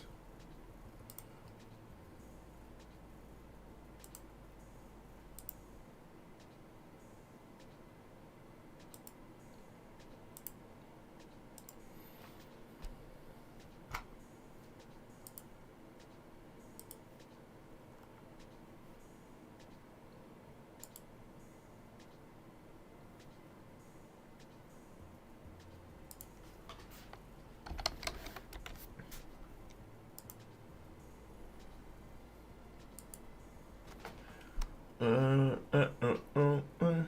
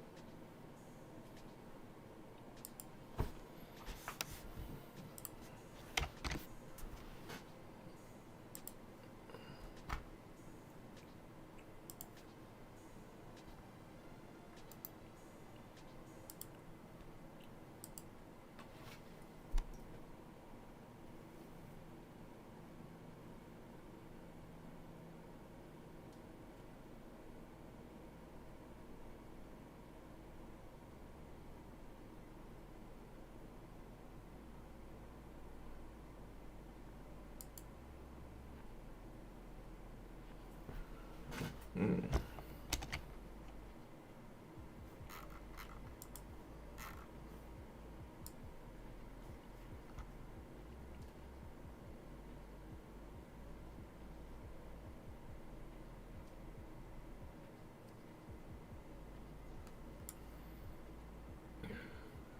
I think there needs to be a rule on your backlog. Your backlog can't exceed 50 tickets. And once you hit the 50 ticket mark, you can't put it in a backlog. So it has to go into a main sprint. It has to go to a main epic. Because the backlog is quickly becoming a place where maintenance work goes to die. And I think I want to implement that rule for the senior devs.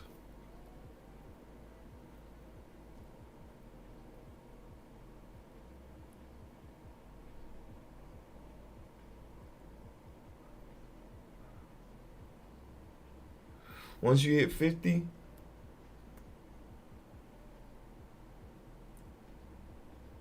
y'all better start cooking.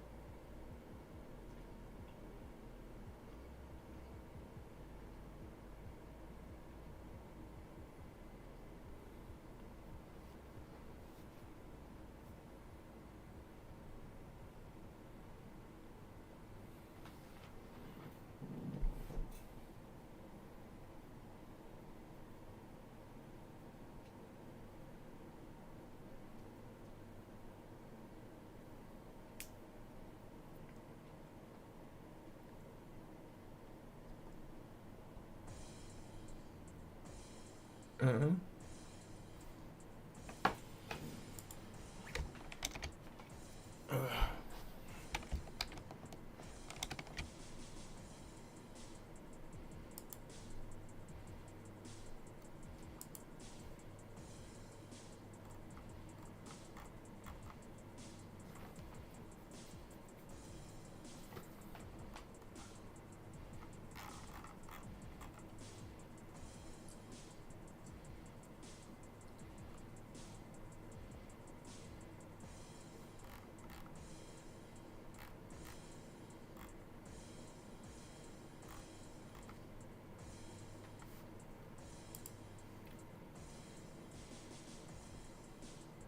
The issue with backlog is the backlog grooming. The backlog grooming is literally a term I've never heard before, and I'm gonna introduce it. Thank you for that, because we do need to do it. Backlog grooming.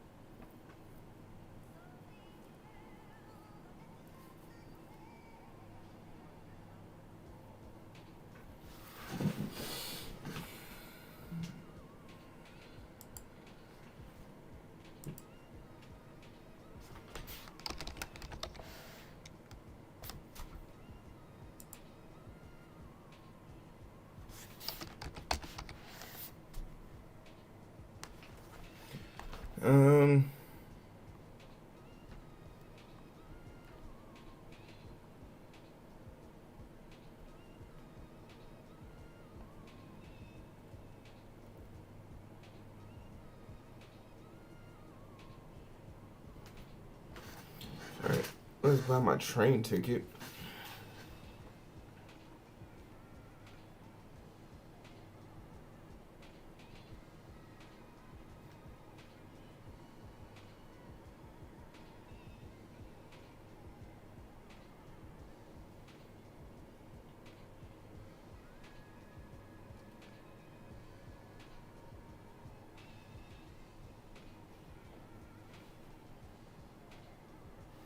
All right. We'll leave here at 6, and we'll get there at 6:30.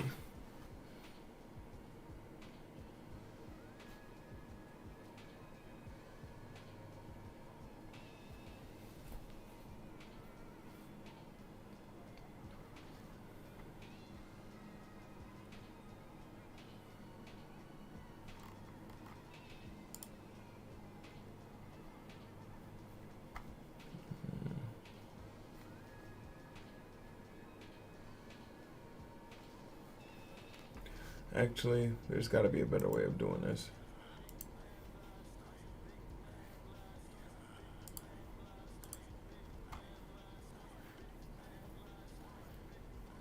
Because, like, I'm really just going through all of these, tagging him. And we'll just go through it together.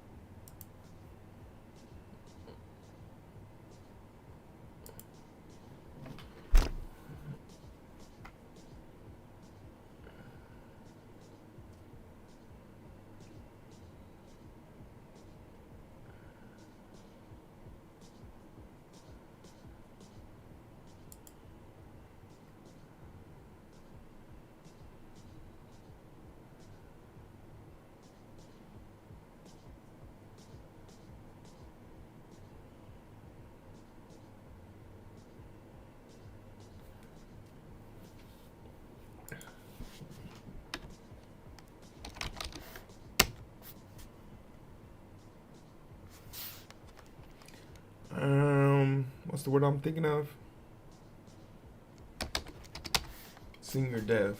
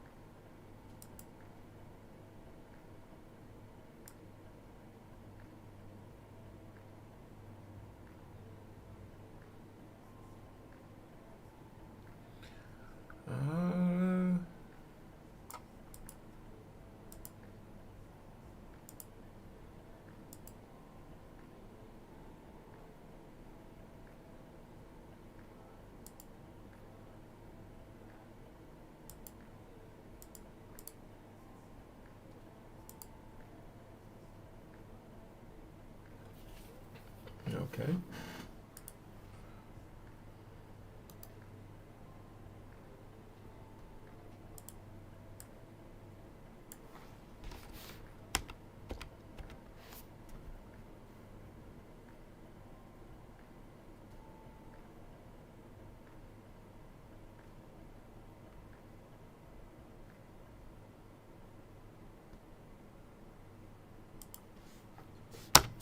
%.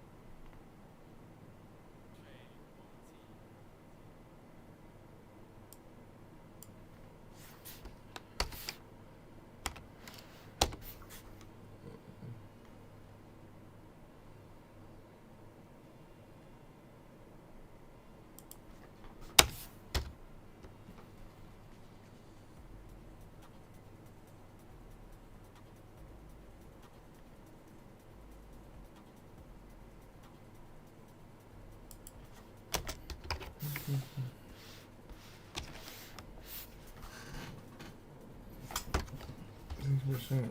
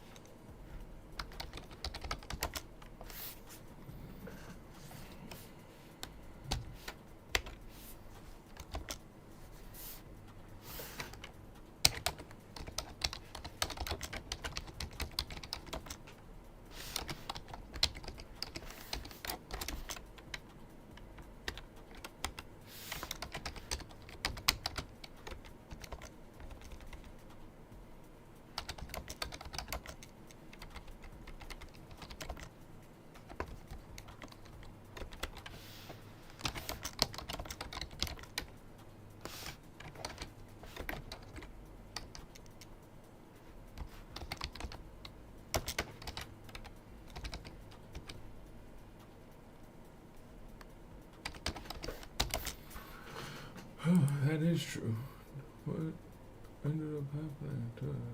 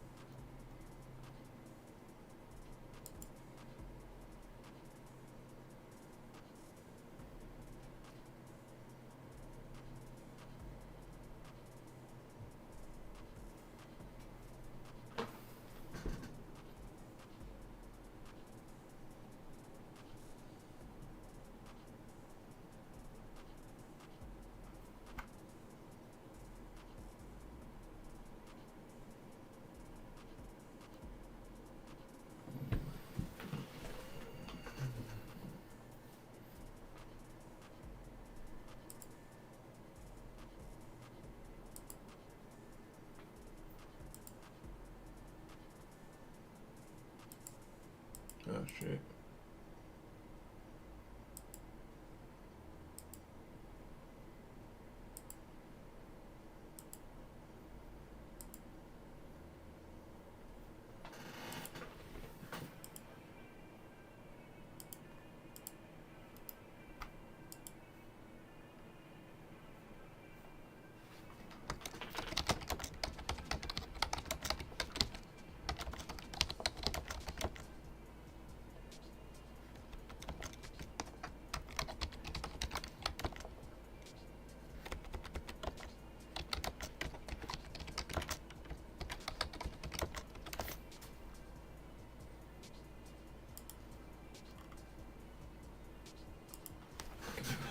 Almost done.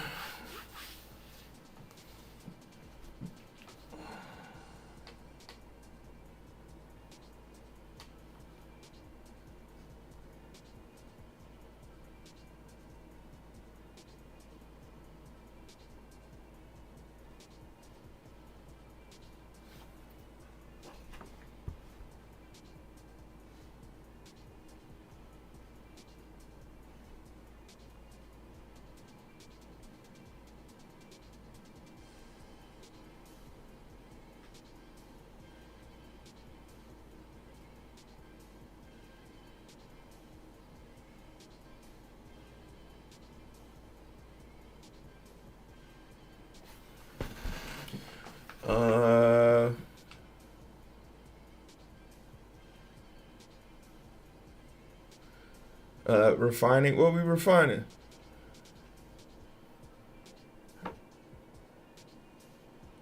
What did I say? Did I say something? What did I do?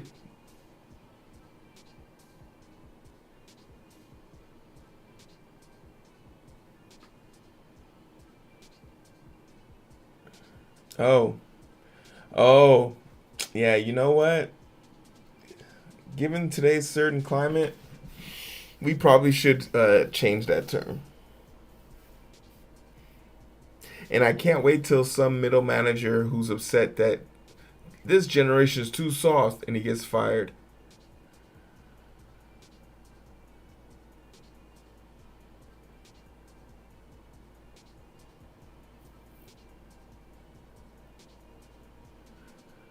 Well, you don't have to worry about the sprint deleting itself in Jira. There's always a record.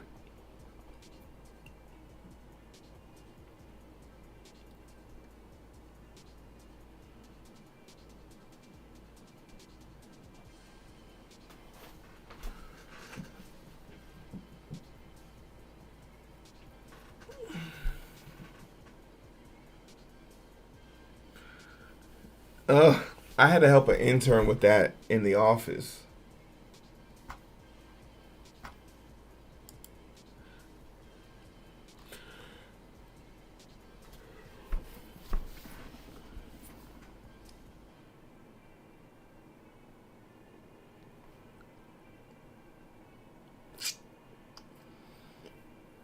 AVGOs broke 12%.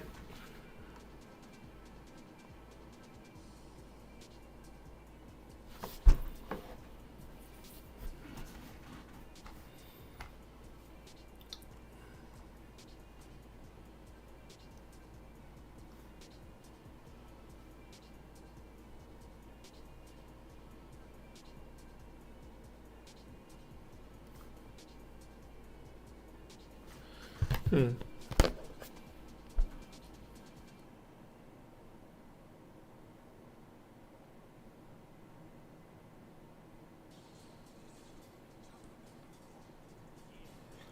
Yeah,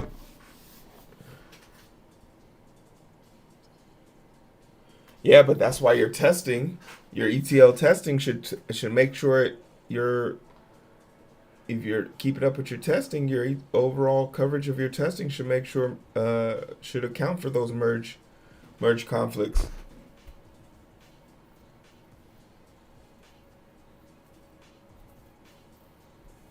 If you scoped it out,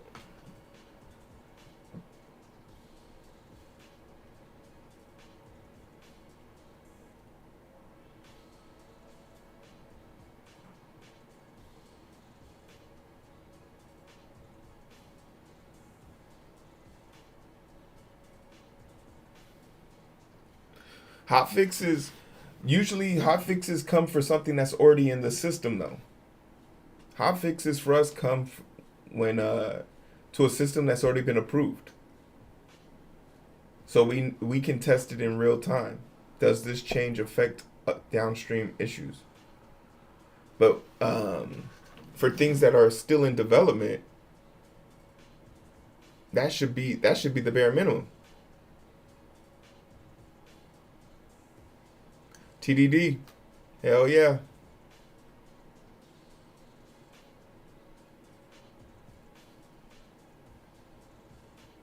Yeah, yeah, yeah.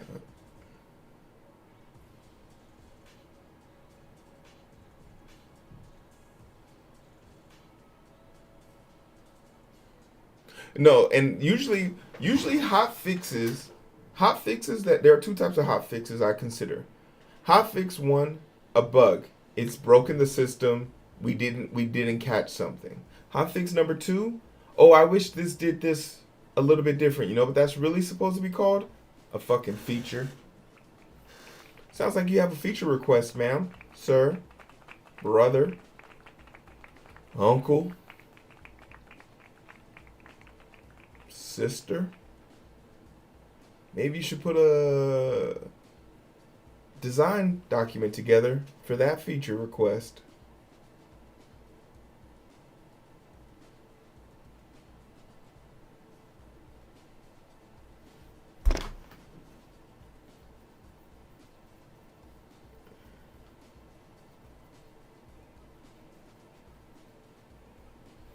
Real cinematic with this shit.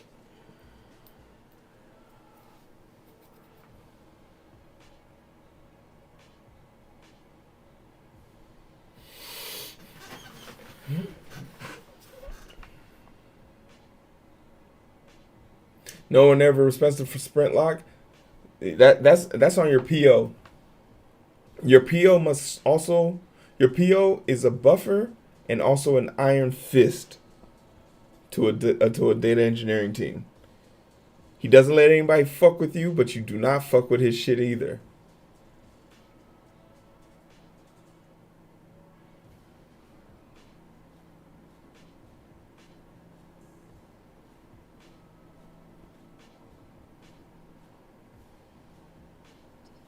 Scrum masters are absolutely needed though, because they do the grit work. Quality scrum master.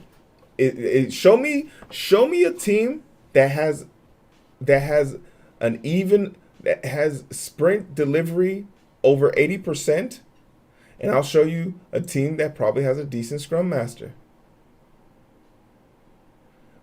Now I'm thinking more product manager, because project is sort of micro. It's like okay, features. Overall product direction, a good PO. Like the product owner usually has two product managers. One product manager is in charge of the business and one is in charge of the technical. Business helps facilitate and keep business like from becoming too sensitive to development time, while the technical product manager keeps everyone who's product dependent but doesn't have eyes on that in the loop. We need a PE, we need quality, we need regulatory. Shit, sometimes we need the lawyer. The technical product manager does get a lot more of the brunt force and is in large part expected to be able to code to a certain extent.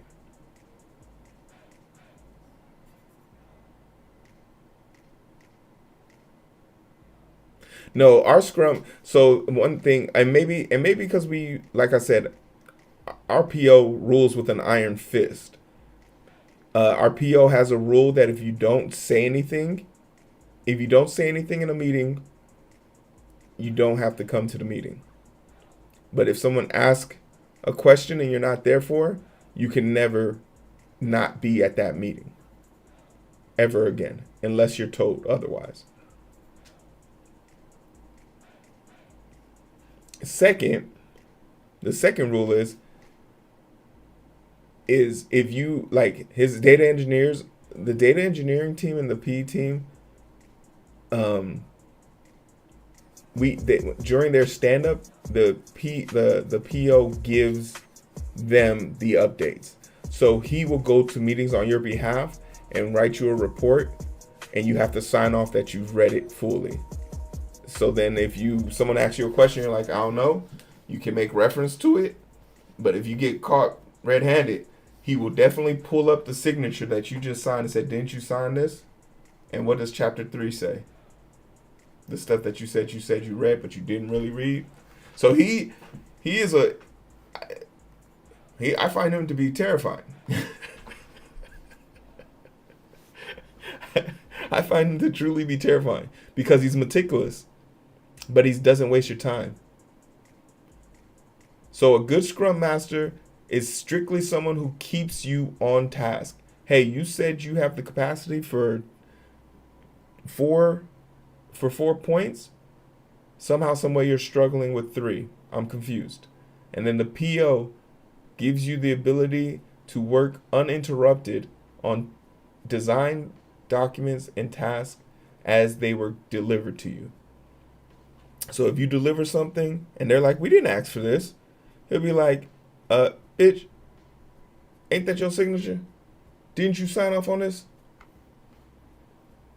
You really want a team that will protect you. I think the PO, but I think the PO is better at that. I feel Scrum. I hear you, Round. I think that's true. But I think the PMs would be better at that because the Scrum Masters aren't sitting in the big boy meetings. Our Scrum Masters don't sit in the big boy meetings. Our Scrum Masters are also not responsible for meetings outside of work-related tasks. So planning, game planning, note taking, all of that is handled by the PM. At least for our company. And we made that change after we noticed that the Scrum just didn't have the technical expertise to keep up or the understanding of bureaucracy to manage conversations. So if you're a Scrum Master and you're keeping notes and you're supposed to keep your director honest, for example, one of our directors was late with misinterpreted a report and kept quoting it incorrectly. The Scrum Master didn't feel comfortable correcting the director in a public setting. And it wasn't until the Scrum sent the message to the PM, who then sent it to the PO, and the PO said, hey, by the way, you're misquoting that stat.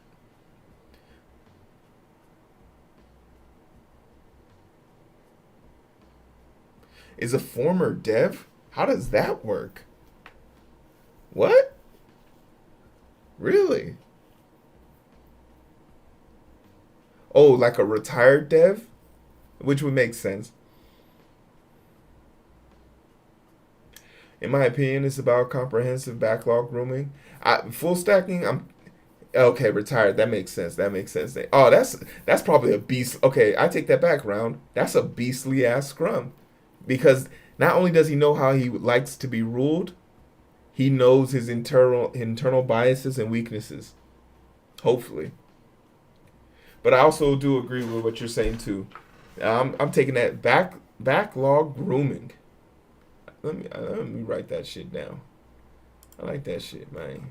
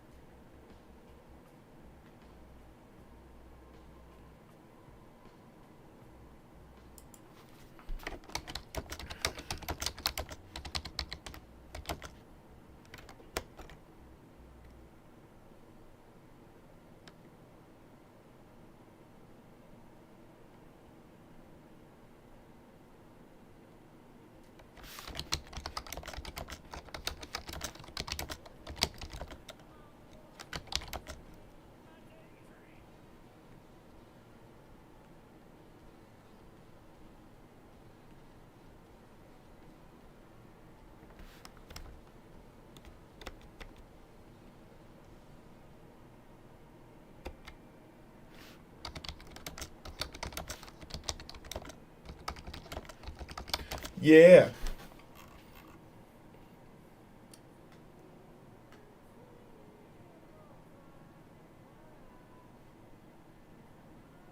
All these underage backlog. I just saw a backlog ticket that was dated for 2023. Like, what are we doing? What are we doing?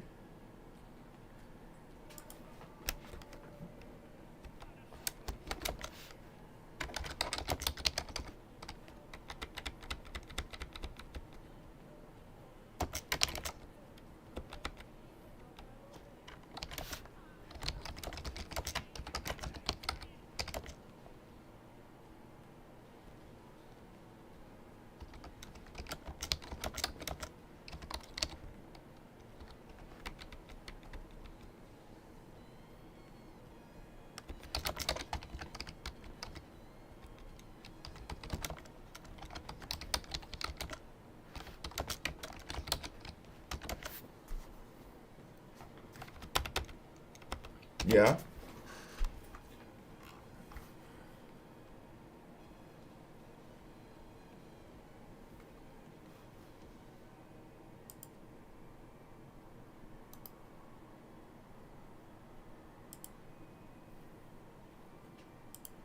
Bim, bim, bim, bim.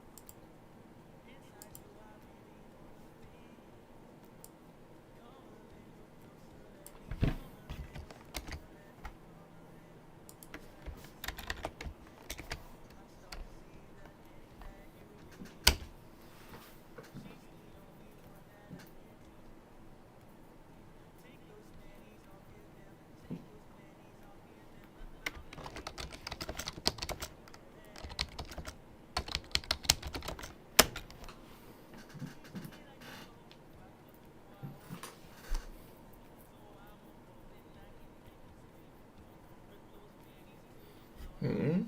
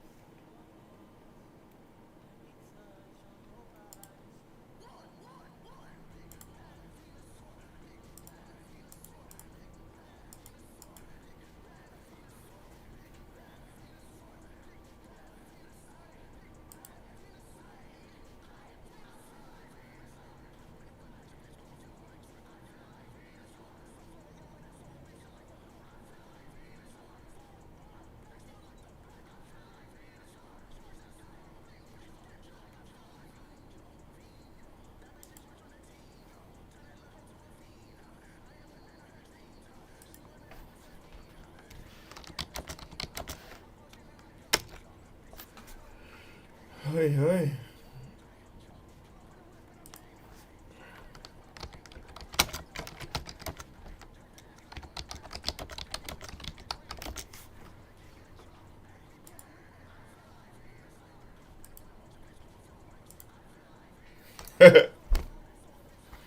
What you got cooking?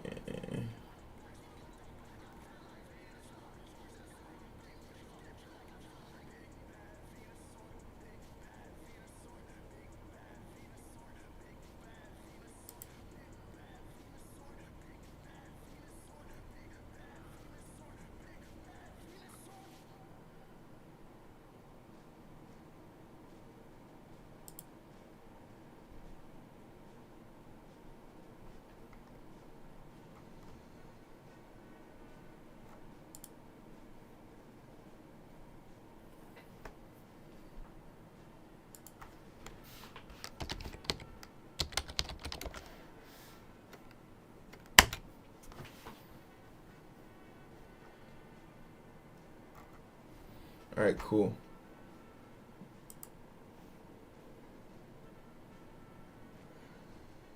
Uh, what industry do you work in? I'm working in data engineering for healthcare. Or argue if you have a good team, you don't even need a lot of this ceremony slash bureaucracy, and that most of it is just one of two people can micromanage their teams because they want to pivot too much. I I can hear if your business plan and your direction is very clear and succinct and sound, then that makes perfect sense.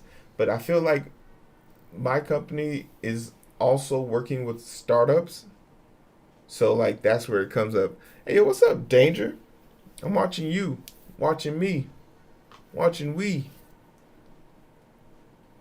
Danger, everybody.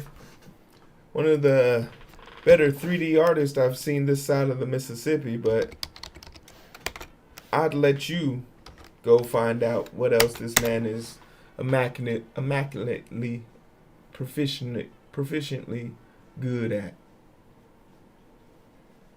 Take it upon yourself to give him a follow. And if you ever drop by, let him know a stranger sent you. Yo.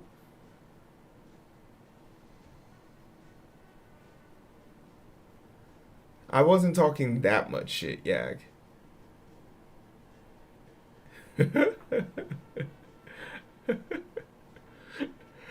But the videos are done. The videos are done. At this point, we're just waiting on Judgment Day.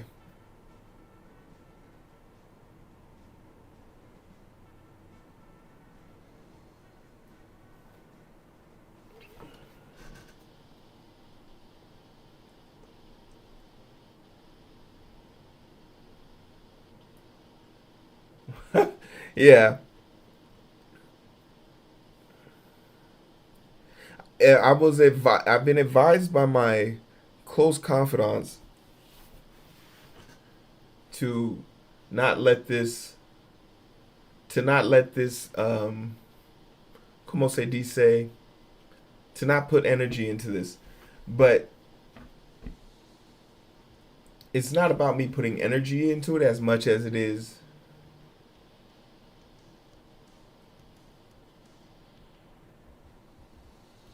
it's more so me setting the record, right? Everybody wants to fuck around, but nobody wants to find out. Welcome to Coding with Strangers University, where we put the find out and fuck around.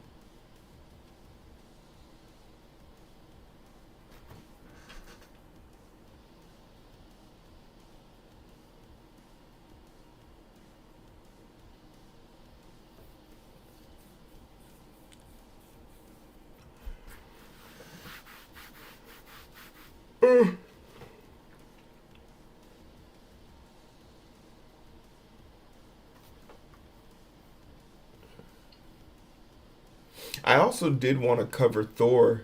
Um, a lot of like it's been going under my radar, but I have now caught up fully on what's been going on with Thor. And what the thing that made me pay attention to it was just like how what happened to his numbers. And once again, it's one of these things. Thor was someone that I like when I was first learning how to navigate this space.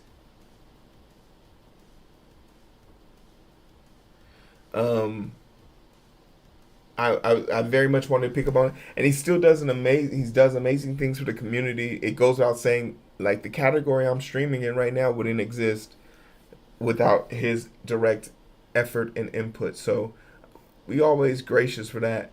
But there it does stand a reason that if you can't address people's behaviors and actions, no one should be beyond reproach. Um, but I hear where he's coming from. It's just not the angle I would take. It's just not the angle I would take. I like to think back to when I was trying to get partnered on YouTube. When I was trying to get partnered on YouTube, I knew that me making the content I'm making could probably get me over the hump, but I needed something that would make people constantly show up, and whether for better or worse, people are gonna say something if you misspell a word in your title to correct you, versus not saying anything, even if they enjoyed the video and it was perfect. So with that logic, I realized that Assassin's Creed Shadows was I think my stream shut down and came back on simultaneously. Hey, yeah, but when Assassin's Creed Shadow came out, uh, I had no idea who Yasuke was, and I had simply said, "Wow, a black samurai! I can't wait to play this game. Like, I've never played an Assassin's Creed game. I'm gonna play this one." And somebody was like, "So, are you openly admitting that you're only playing a game because a black samurai is there?" I was like, "Yeah, that's usually how representation works."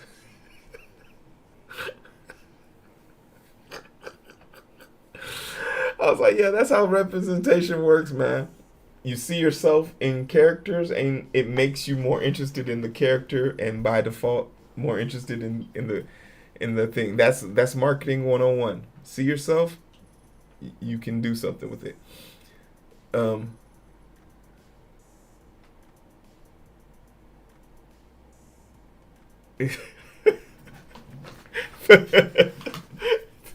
Please don't ban me live. The video is ready. I'm gonna release it on Monday, so there's that. And that's the point. Full stacking. The point is they want to take joy from people. They hate that for the first time in whatever aspect of life they don't see themselves being represented. So in that question,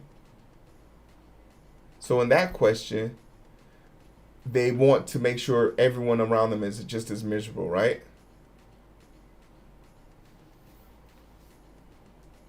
Same people got mad at Little Mermaid for sure. So for me, I managed to go.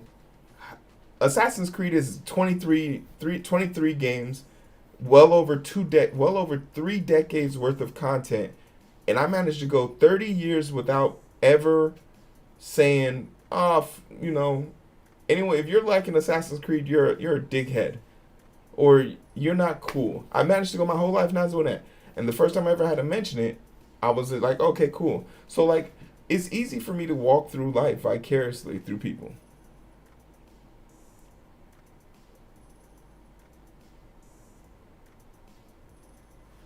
Oh man, Ren, you're gonna love Ren. Not only have I caught up on Thor's drama, and I empathize with him, but I do realize where people perceive him going too hard, too far in the wrong direction. But I get where he's coming from. But yeah, Monday's video. Oh, I literally had to break it up into two videos, and they're both still well over 30 minutes long. So it's gonna be extremely interesting to see that video, like how that video propagates. I hope it only gets 7 views, so that way I can say I did it. We're done with it. Cool. But as Yak says, um, that Japan trip ain't gonna pay for itself. So we need to go ahead and get the bag. Drama ready. Drama ready. Drama ready. You feel me?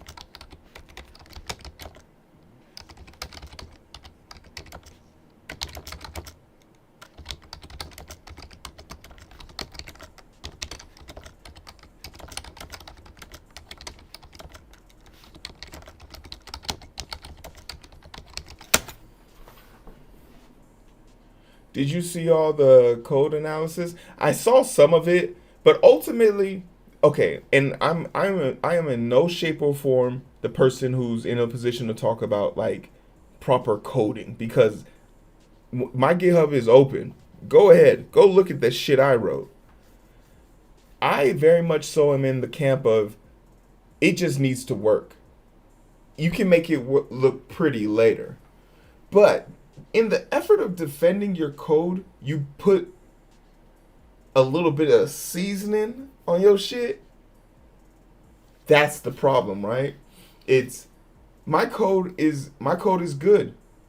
You can say my code is great. You you saying that your code can run on a smart refrigerator. I'm not saying it's a lie. I'm just saying why you got to go that why you got to go that far.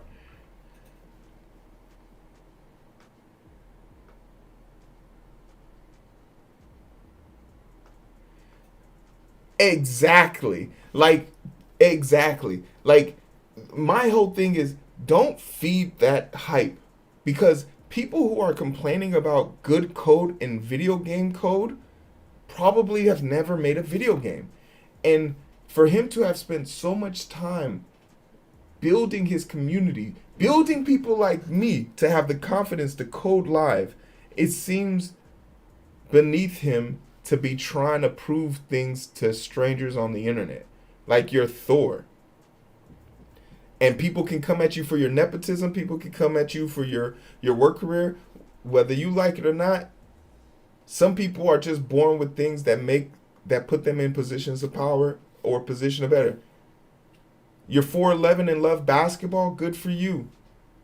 Is your name Muggsy Bogues? No? Alright, you're gonna be a fan. At most, you're going to be an average Joe at the gym.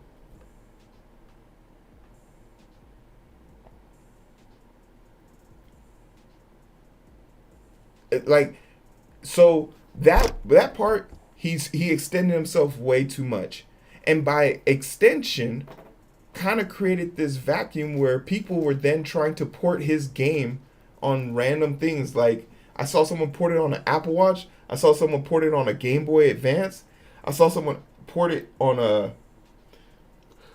someone poured it on one of those like kids with the big buttons laptops. So it's just like it's too much. It's too much. Yeah, but you're allowed. Okay, so what do you want him to do? Like I could see. Like let's use me for an example here. If this was a football stream, I would be talking about my accomplishments on how I do this and do that. There a lot of people are saying it's bullshit, but to that point, it has a better computer than my daily driver. So showing the game on doesn't prove efficiently. It just proves that it's enough resources in something you can get to work. Absolutely, but I think that is the point. And I think the fact that you got it to work on the fridge is a that's a big enough flex for me. But also, that's it. So going back to my football analogy, if this was a football stream and somebody came in here and said, "Oh, I don't like your opinions about football." Yeah, I was on a Super Bowl winning team. I played in the NFL, all three careers, D1. You don't have to like my opinions, but I'm not here to prove that the dude in the chat needs to be taken down a peg. That's not my goal. Right? So, like, for me, I think the lesson here is you got to learn when to hold them, got to know when to fold them, got to know when to walk away. Like Johnny Cash told us the game.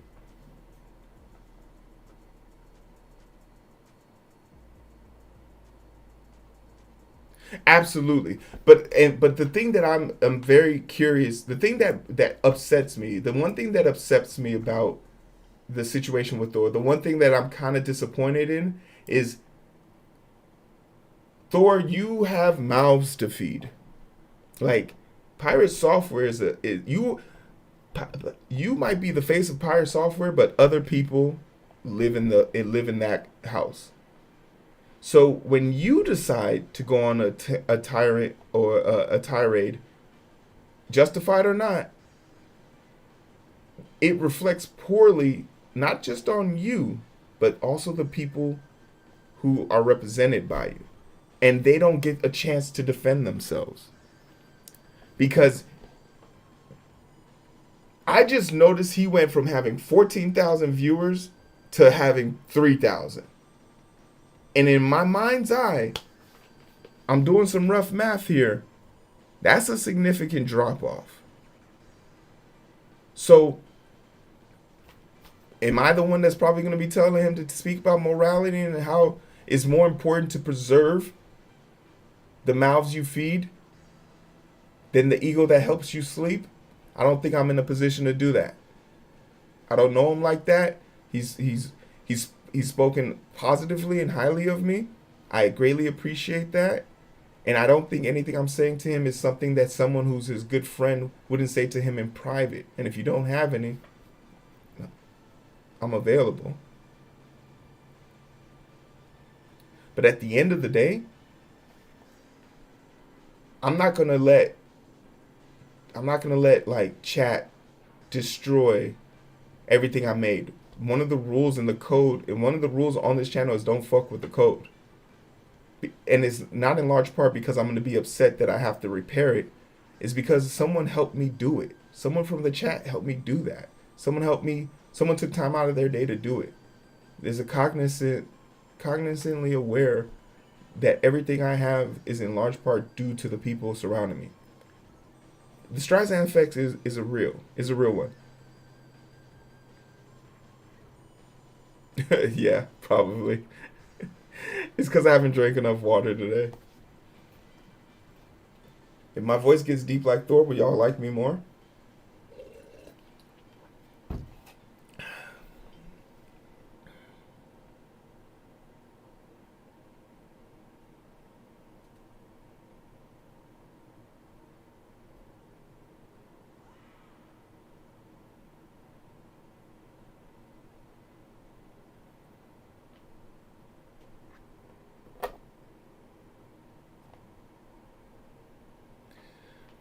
Sell out. But yeah, ultimately at the end of the day, you just gotta do. I'm gonna protect my community, and if me protecting my community means someone saying, "Hey, here are your code shit," and I'm like, "Damn, that's cold blooded." Do you know how to count to 600? 600. Boom. Start, and then I'm gonna just carry on. But I also understand. My livelihood doesn't come from streaming. So when your livelihood is being challenged, you are definitely responsible for protecting that.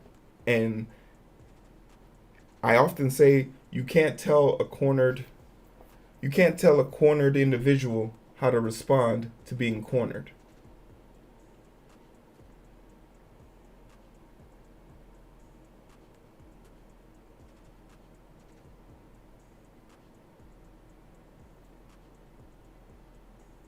Yeah, I know a lot of people use it, but I don't, I think like, I don't know if he uses voice changer or not. That's beyond me. But even if he did or doesn't, I don't think that's what keeps people around. It might be the thing that makes them say, he has a unique voice. But what is that voice saying? And I'm more than 123% positive the actions he has taken should always give him grace. Hey, yo, look out, Crumb. Hey, that's the surprising part to me, because I feel like he should be better at that part. And really, the only thing he has to do is shut the fuck up. It's free. I'm going to go into streaming PR. Hey, You said Wakanda forever with the hard R, and now people are like questioning if you ever saw Wakanda, and people like judging you and stuff. Bring me on board, and we're gonna do a $600 consultation for 1 hour. Oh, okay. So what are you gonna do? I'm gonna get you a setup. I'm gonna do everything for you. Cool. Okay, what are you gonna do? When do you stream? Monday? Stream on Monday? You stream on Tuesday? You stream on Wednesday? All right, this is what you can do. You're not gonna stream Monday, Tuesday, Wednesday. You're gonna come back next week Monday, and you're gonna do this. Hey, what I said is in the past, and I want to move past it. If I hurt anybody, I apologize, but I really want to move past it. Appreciate it. And then when the next person says something, you know what you're gonna do? You're gonna just shut the fuck up. It's free. You know what? I'm gonna do you a better one. Here's a better plan. Don't even acknowledge it. Don't even apologize. Don't even do nothing. Just shut the fuck up from the beginning. That one's free. It's free. All right, so that'll conclude my seminar. Oh, what are you gonna do with the remaining 58 minutes left? Reflect, because that's how easy it is to help you.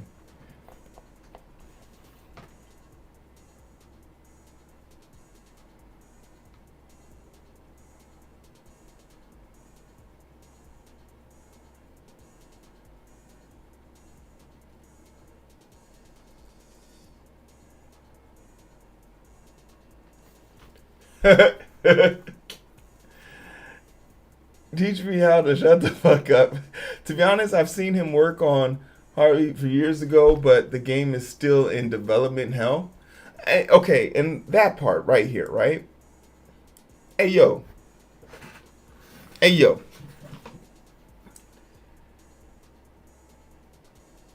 If you are supporting him financially, spiritually, emotionally, DevOps, whatever dev god code you pray to, however you choose, and if you are supporting him, and you're a fan of him, whether genuinely or not, you are obligated to ask about progress. What you are not obligated to do, in my opinion, is force that upon them. Because your supporting, financially wise, isn't a guarantee. It's an investment.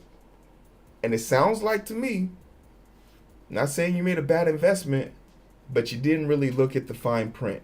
You didn't understand that creativity, drive, burnout, success, failure, and the amalgamation of all it takes to put your bare face on a fucking screen for as long as he streams 11 fucking hours and maintain a focus. You can't sit on the toilet and just take a shit without having your cell phone with you. Some of y'all literally can't begin the process of shitting until a video is playing. So, as a person who's a creative mind, a person who codes, a person who does drawing, has a comic book, makes content, yo, it's a beautiful thing when you're in your mind space and you're making things that you love and everything's going fine and dandy, but no one ever talks about the dark days of September. Let's remember. No one ever acknowledges the lonely nights of November. Look at the embers. It's cold outside, bitch. It's December. No one talks about that. When you're just there with your mind's eye. Shigeru Miyamoto spent half of his life trying to create a game that he had all the puzzle pieces to, but none of the promises. Imagine being so close you could taste it, but you can't even lick it. It was good game for what it was, and there's been zero progress except for the Brazilian language pack maybe. Hey, but Crumb, so essentially what you just said is, for what you got, you enjoyed it, and if you didn't have to pay, and if you had to pay for an additional, if you had to pay for it again, and he told you there was going to be this game plus more, The question is, would you pay for it? That's the real question. But you just acknowledged that what you got for what you paid for it, you liked it. So are you mad that you're not getting new stuff? Because that's GTA 6 level like stuff. Like, yeah, everyone's mad that GTA 6 took 13 plus years. But that's not a gripe on the process and everything he's doing, because we got people. You were playing Death Stranded, Stranded Crumb.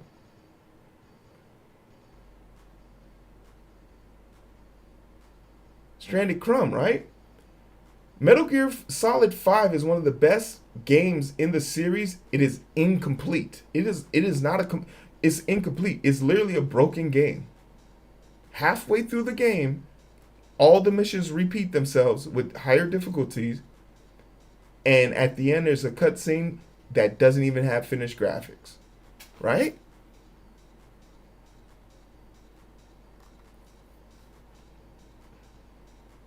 Phantom Pain is great, but it's not a complete game. And we give it grace. We give it grace. Like, for me, that was one of the more upsetting games that I've ever played, because I was there for the story. I wanted a complete story. And the gameplay is amazing, but I'm not good at it. So I imagine my disbelief when I get to the end of the game and there's nothing there for me.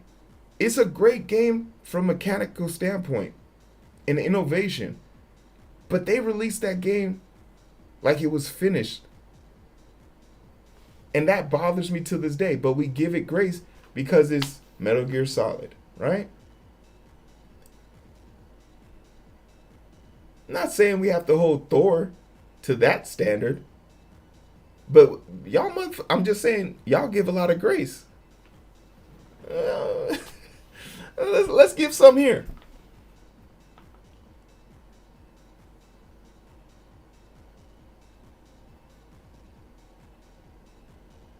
Very good. Yep, that's the point.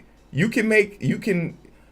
might be mad at Thor for some things he said in said that shouldn't reflect on his development cycle. Shit like that. Y'all got me fired up today. Let's go.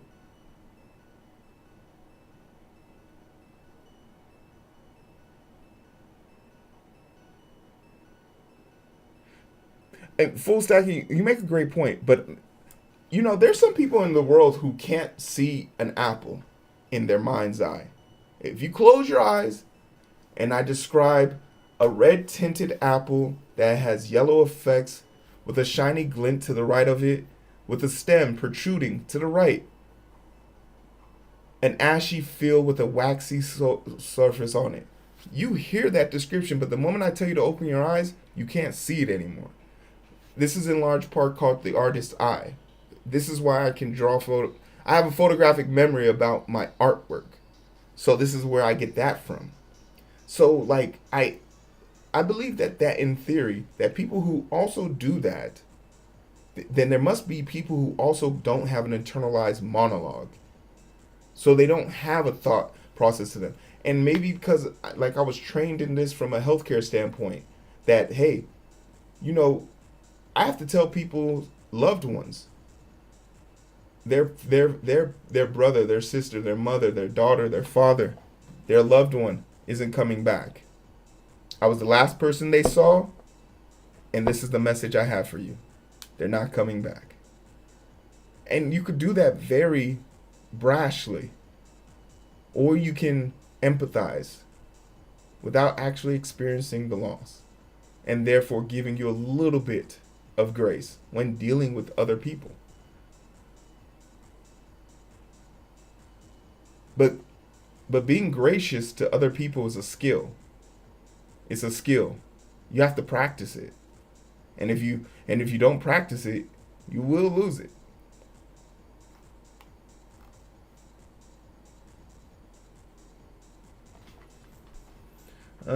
I started whatever game they were playing, honestly, where he killed his teammates, blamed it on someone else, and they didn't apologize when Thor showed his true colors. Games take forever to make, as it's a streaming. It makes it even longer. Absolutely. The fact he's doing it live makes it like, man, shout out to Thor. The big one that always true for me is with these. I'm not. I'm not my code. Facts. Uh, I just learned that it wasn't even programming hardbound during the dev streams. He's been doing mods from Minecraft. Yeah, but he has a big Minecraft server too, which I also think is I think is okay. Like, I should by now. I should be done with the perfect lurker. But life, the road provides. Rick and Morty. It was a Jerry episode last week.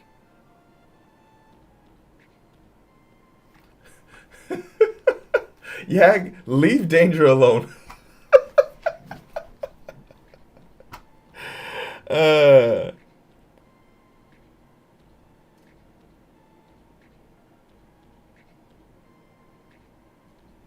we do give grace to Kojima. Facts. But that's because, like, he's the best. And I'm not putting Kojima and Thor in the same cyclone. All I'm saying is, you can do it for one. You have the capacity to do it for one. Let me see what you got for someone else. Meeting on Friday is diabolical. Someone asked me what my sushi roll is. So I have three. I have a dragon roll where the eel's on top, shrimp tempura cooked in the middle, kimchi wrap with the brown rice though. All right, and get the eel sauce on the side. Someone told me eel isn't ethically harvested. You know what? It tastes delicious though. Okay, shut the fuck up. Do I strike you as a person who cares that my chickens were caged and roamed in an area and then lured into a place with corn to then be slaughtered? They lived a relatively good life and they even helped provide to a better one. Second one, I think all sushi restaurants that are new to you, you should always try the Cali roll. The Cali roll is the equivalent of a burger in a normal restaurant. What do I mean by the burger test? If you're ever in a new restaurant and you're like, I don't know what to order, don't be ashamed to order the burger, because if they can't make a burger correctly, the lamb chops on the menu isn't gonna do you much good anyway. It's called the burger test, and the Cali roll is the equivalent of it. And my second one is usually going to be a Godzilla bomb, which compiles itself of a flavor of fish that is raw on top but cooked on the middle, and it comes with a spicy kick.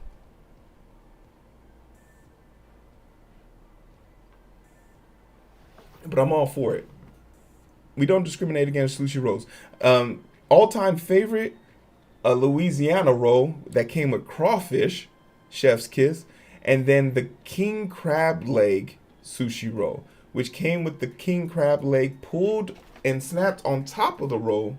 So none of that fake imitation crab. Hard boiled. They added a pinch of pineapple to the inner flavor. Amazing stuff.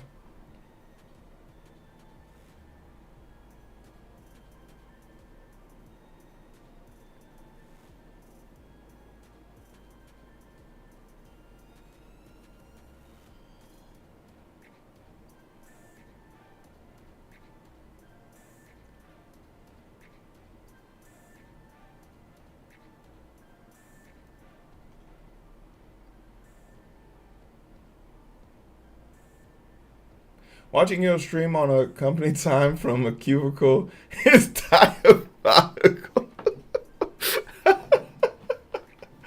Hey man, I'm doing my work. I'm on break. I get to eat lunch.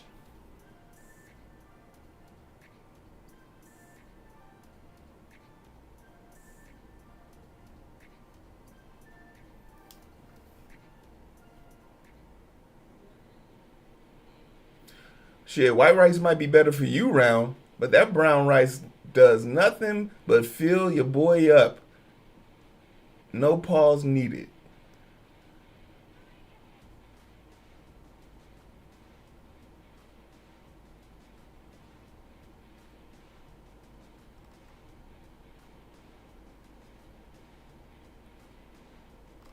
But yeah, shit.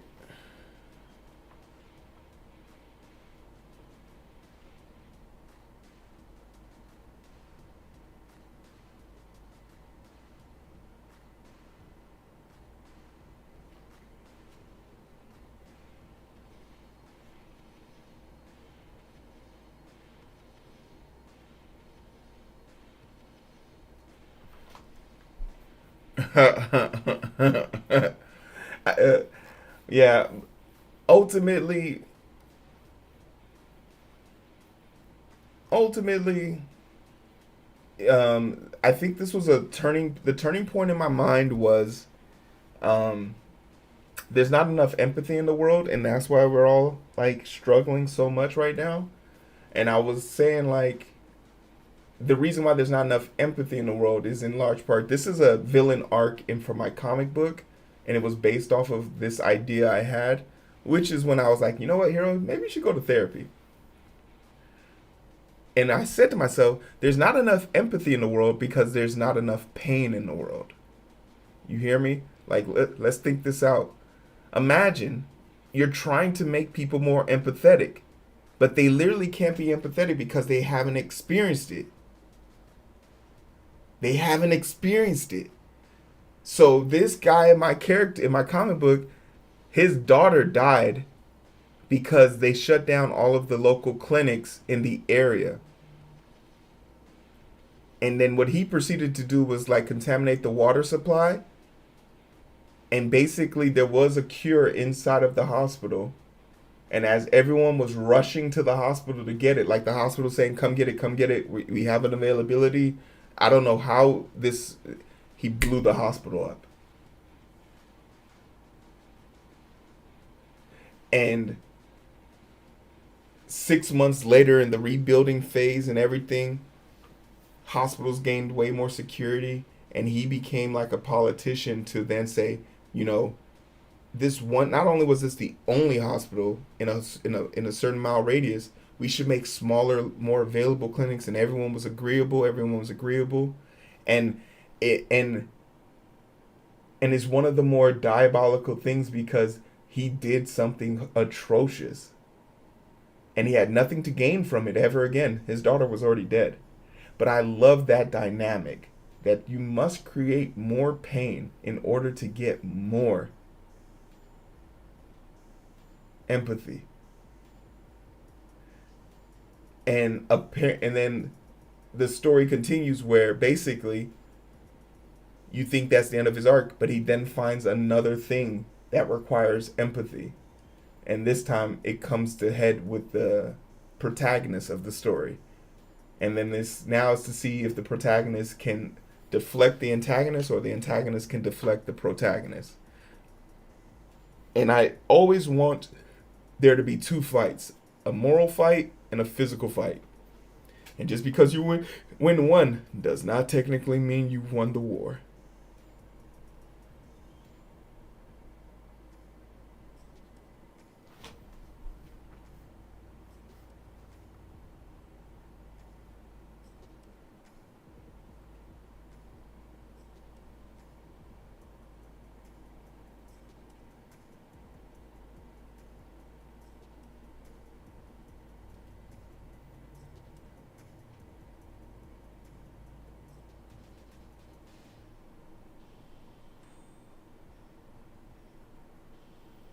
Oh yeah.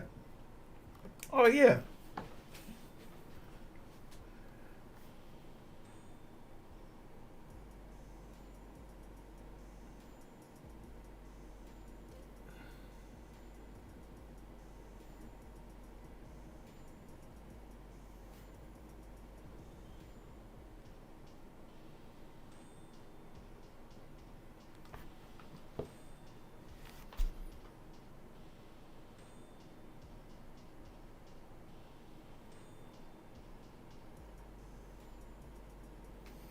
Oh shit! Is the stock market closed?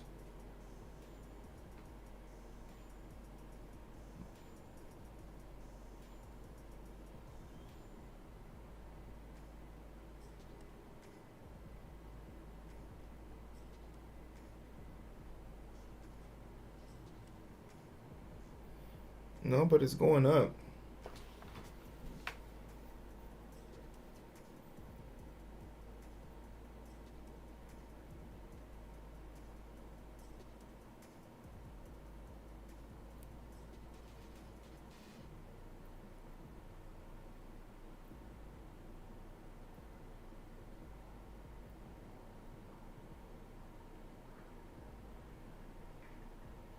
All right, cool.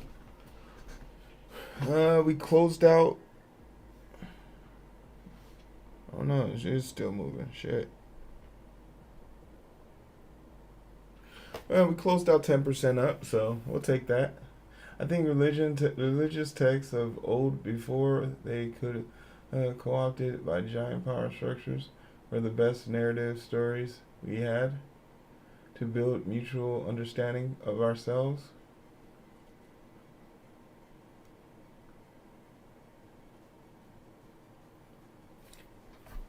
Oh yeah, my comic book is strictly based off of like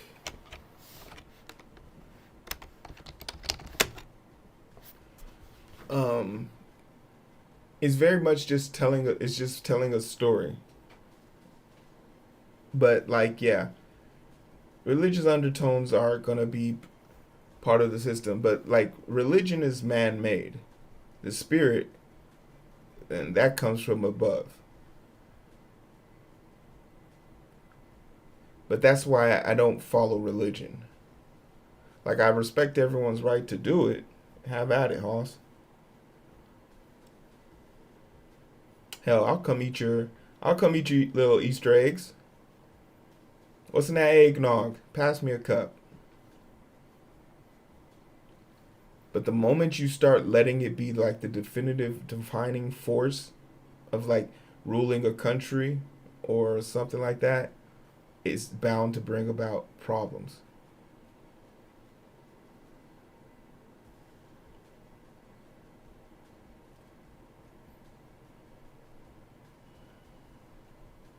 I thought grace I thought grace came from Latin.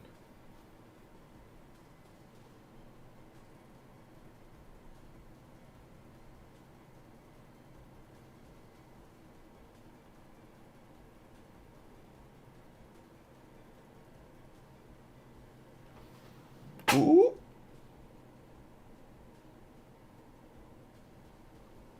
Don't be a coward. We got 15 minutes. Come on, y'all.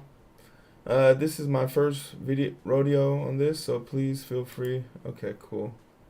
Uh, scale data infrastructure for multiple study operations, build automated, reusable data pipelines. Okay, so establish stabilized servers framework, create the Proleo aggregate library, deliver enhanced customer value, accelerated data, customer success.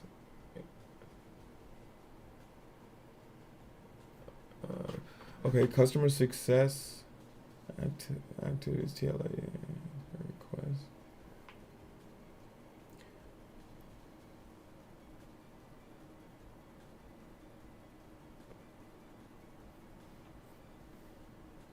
I'm dyslexic, so that looks like Scar City. But what is Scar City? Oh, issues come from scarcity? Shit.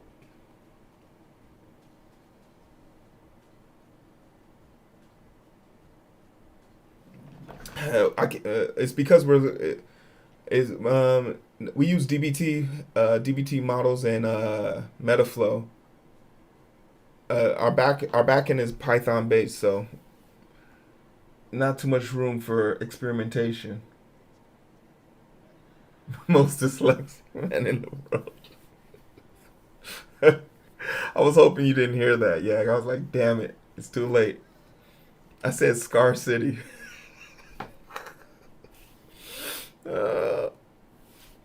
I'm ruined. Okay, 12%.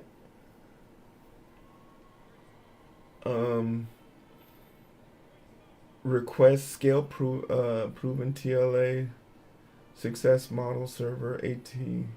He's our client. Directly increase the addressable market enhancement pipeline. Capabilities will support multiple concurrent studies. Expand biomarker offerings. QMS process delivery study. Enable self-service or device compliance. Insight through a study base.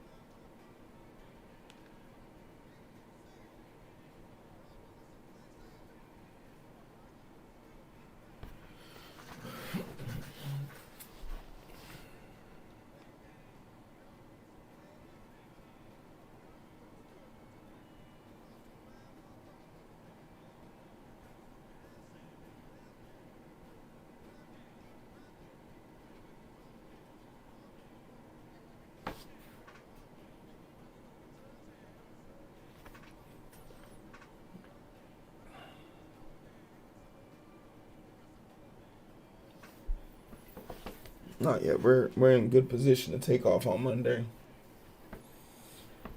Can somebody give me $1,000? I want to buy some more calls in Nvidia. I'll give you the 20. We'll split it 80-20. Actually, since you gave me money, we'll split it 60-40.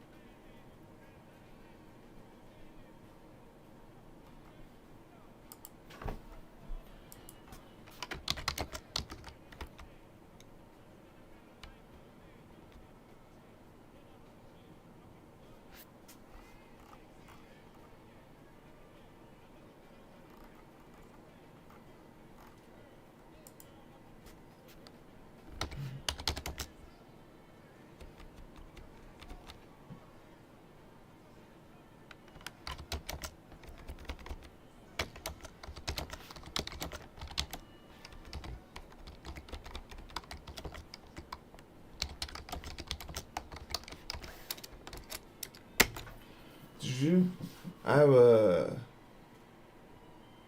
Let's get. Okay, look, guys. It's not appropriate to make fun of disabled people. Okay. No matter how blessed and great I look, this is a disability that has hindered me throughout my life, and you guys should be kinder to me.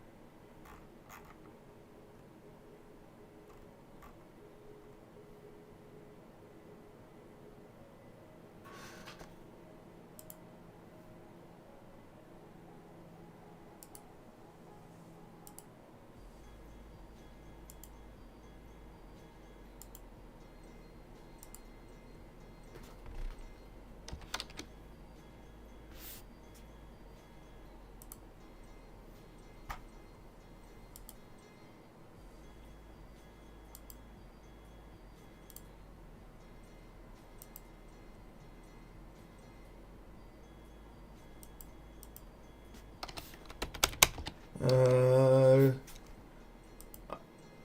I'm happy we all came to a consensus that being a decent human being is a great thing. Good job, everybody. Clap it up. Sorry, I pressed the wrong button. I meant to press that one. You guys aren't betas.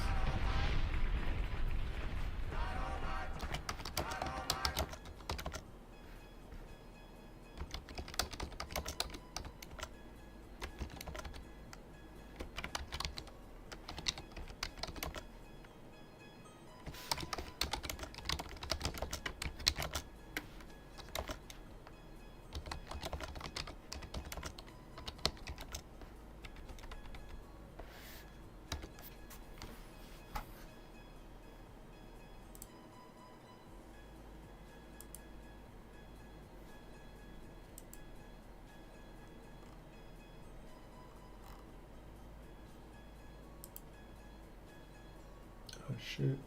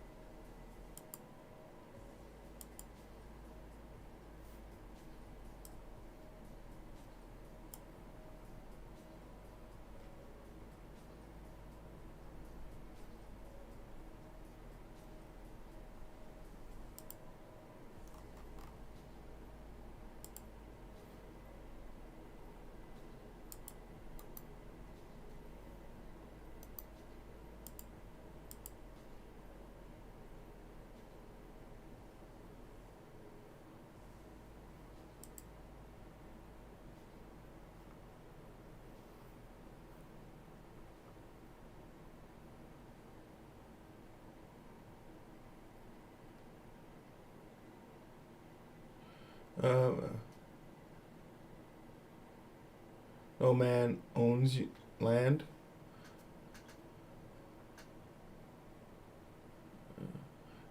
Not sure I'm ready to go back to barbarianism just yet. I am Yak. uh, owning land would be okay. It's owning multiple lands while others starve to death. Yeah, that's usually the problem. There's more than enough to go around, except when people start having, for every one, they have 100.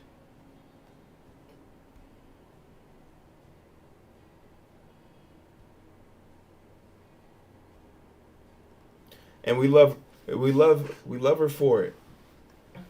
Our little anarchist.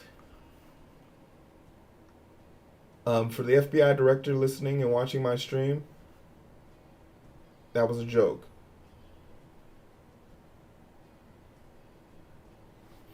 Yeah, dinner doesn't sound like a bad idea. We got to get ready for the charity event. We're doing a charity event to raise money, and the pot is going to be based on miniature golf. Last year, I did a hole in one off a trick shot off of hole 5, and like everyone just gave up. But you know the best part is watching all the dudes who talk about golf all day at work, and it never invited me to the drive or the putt island, and watching them be decimated by me. And then after being decimated by me, they still never invited me back. So guess what I'm about to do this year?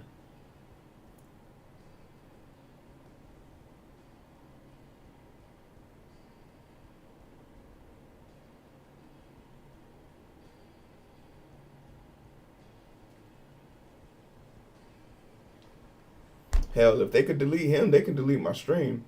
Let's not be likely.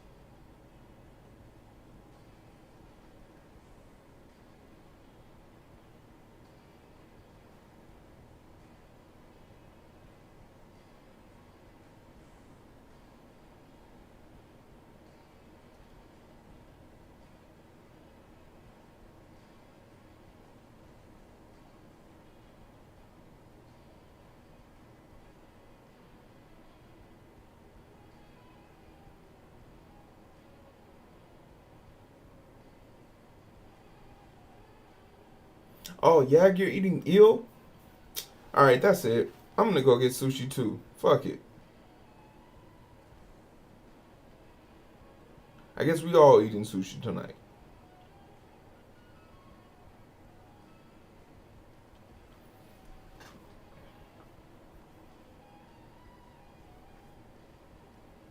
Alright, well then I'm gonna eat it for the both of us. We don't have to both suffer in this world.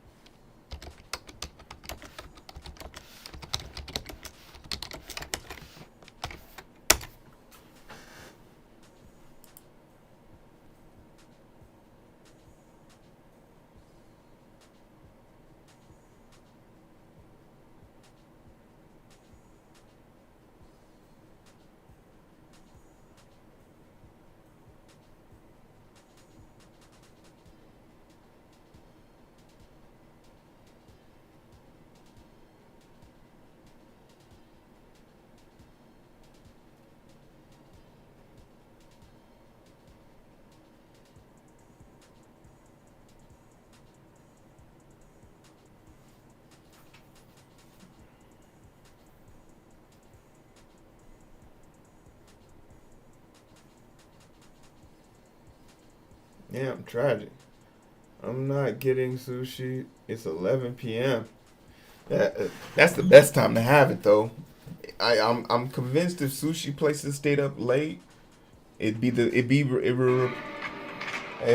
shut up. It would replace taco spots, but I wouldn't want to lose them all. That's why there's this great spot in Toronto. When I was in Toronto, it's called Hamana, and they sell sushi and tacos and combinations of both. A sushi taco.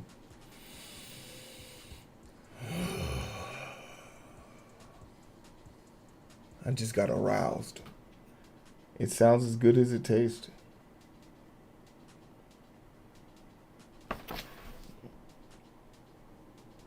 All right, I'll take the 8.6. You guys are so dog water.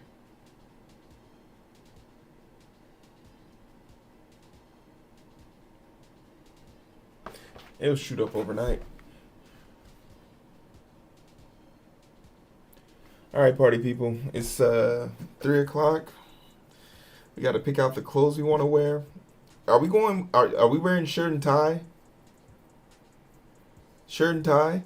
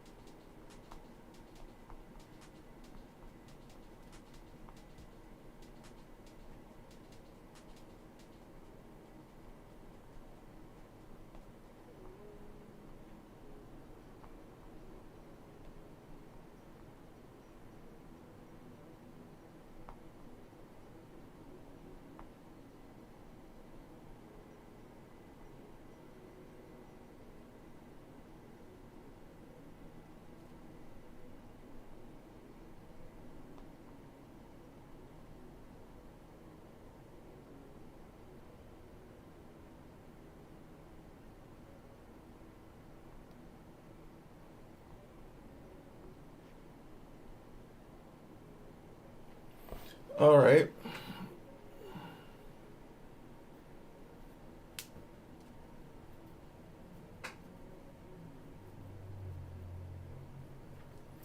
Fish tacos? Okay, what about shrimp tacos though, Ren?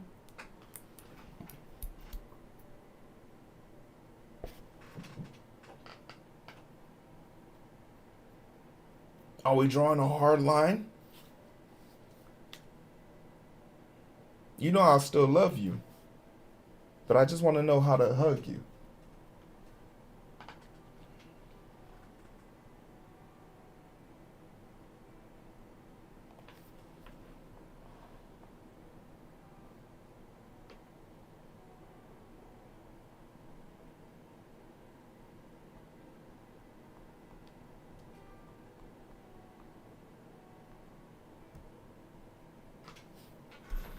Never had a shrimp taco? Ren, it might be time.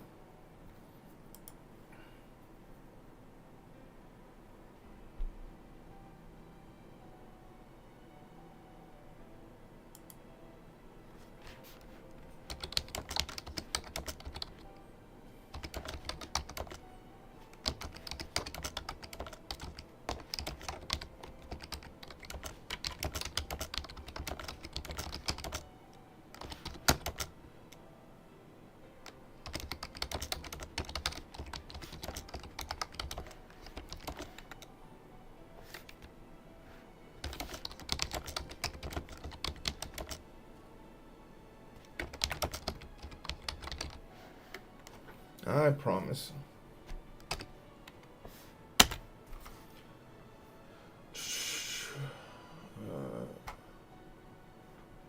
Nanda, Nanda.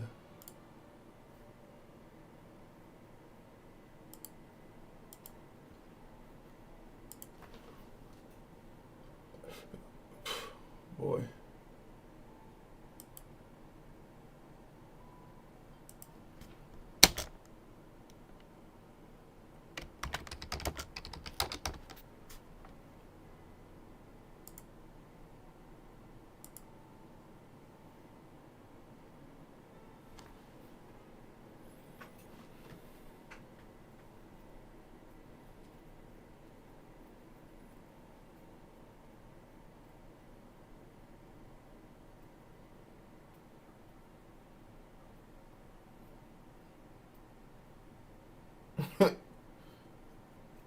Hey, it's important to be able to know your problems so you can face them. Face them in your full self.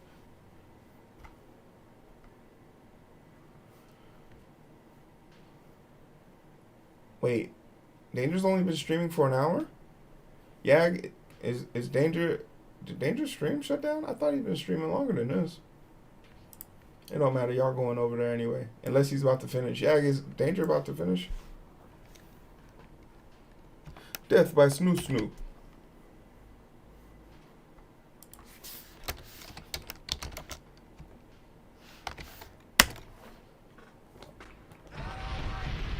I'm doing a charity thing.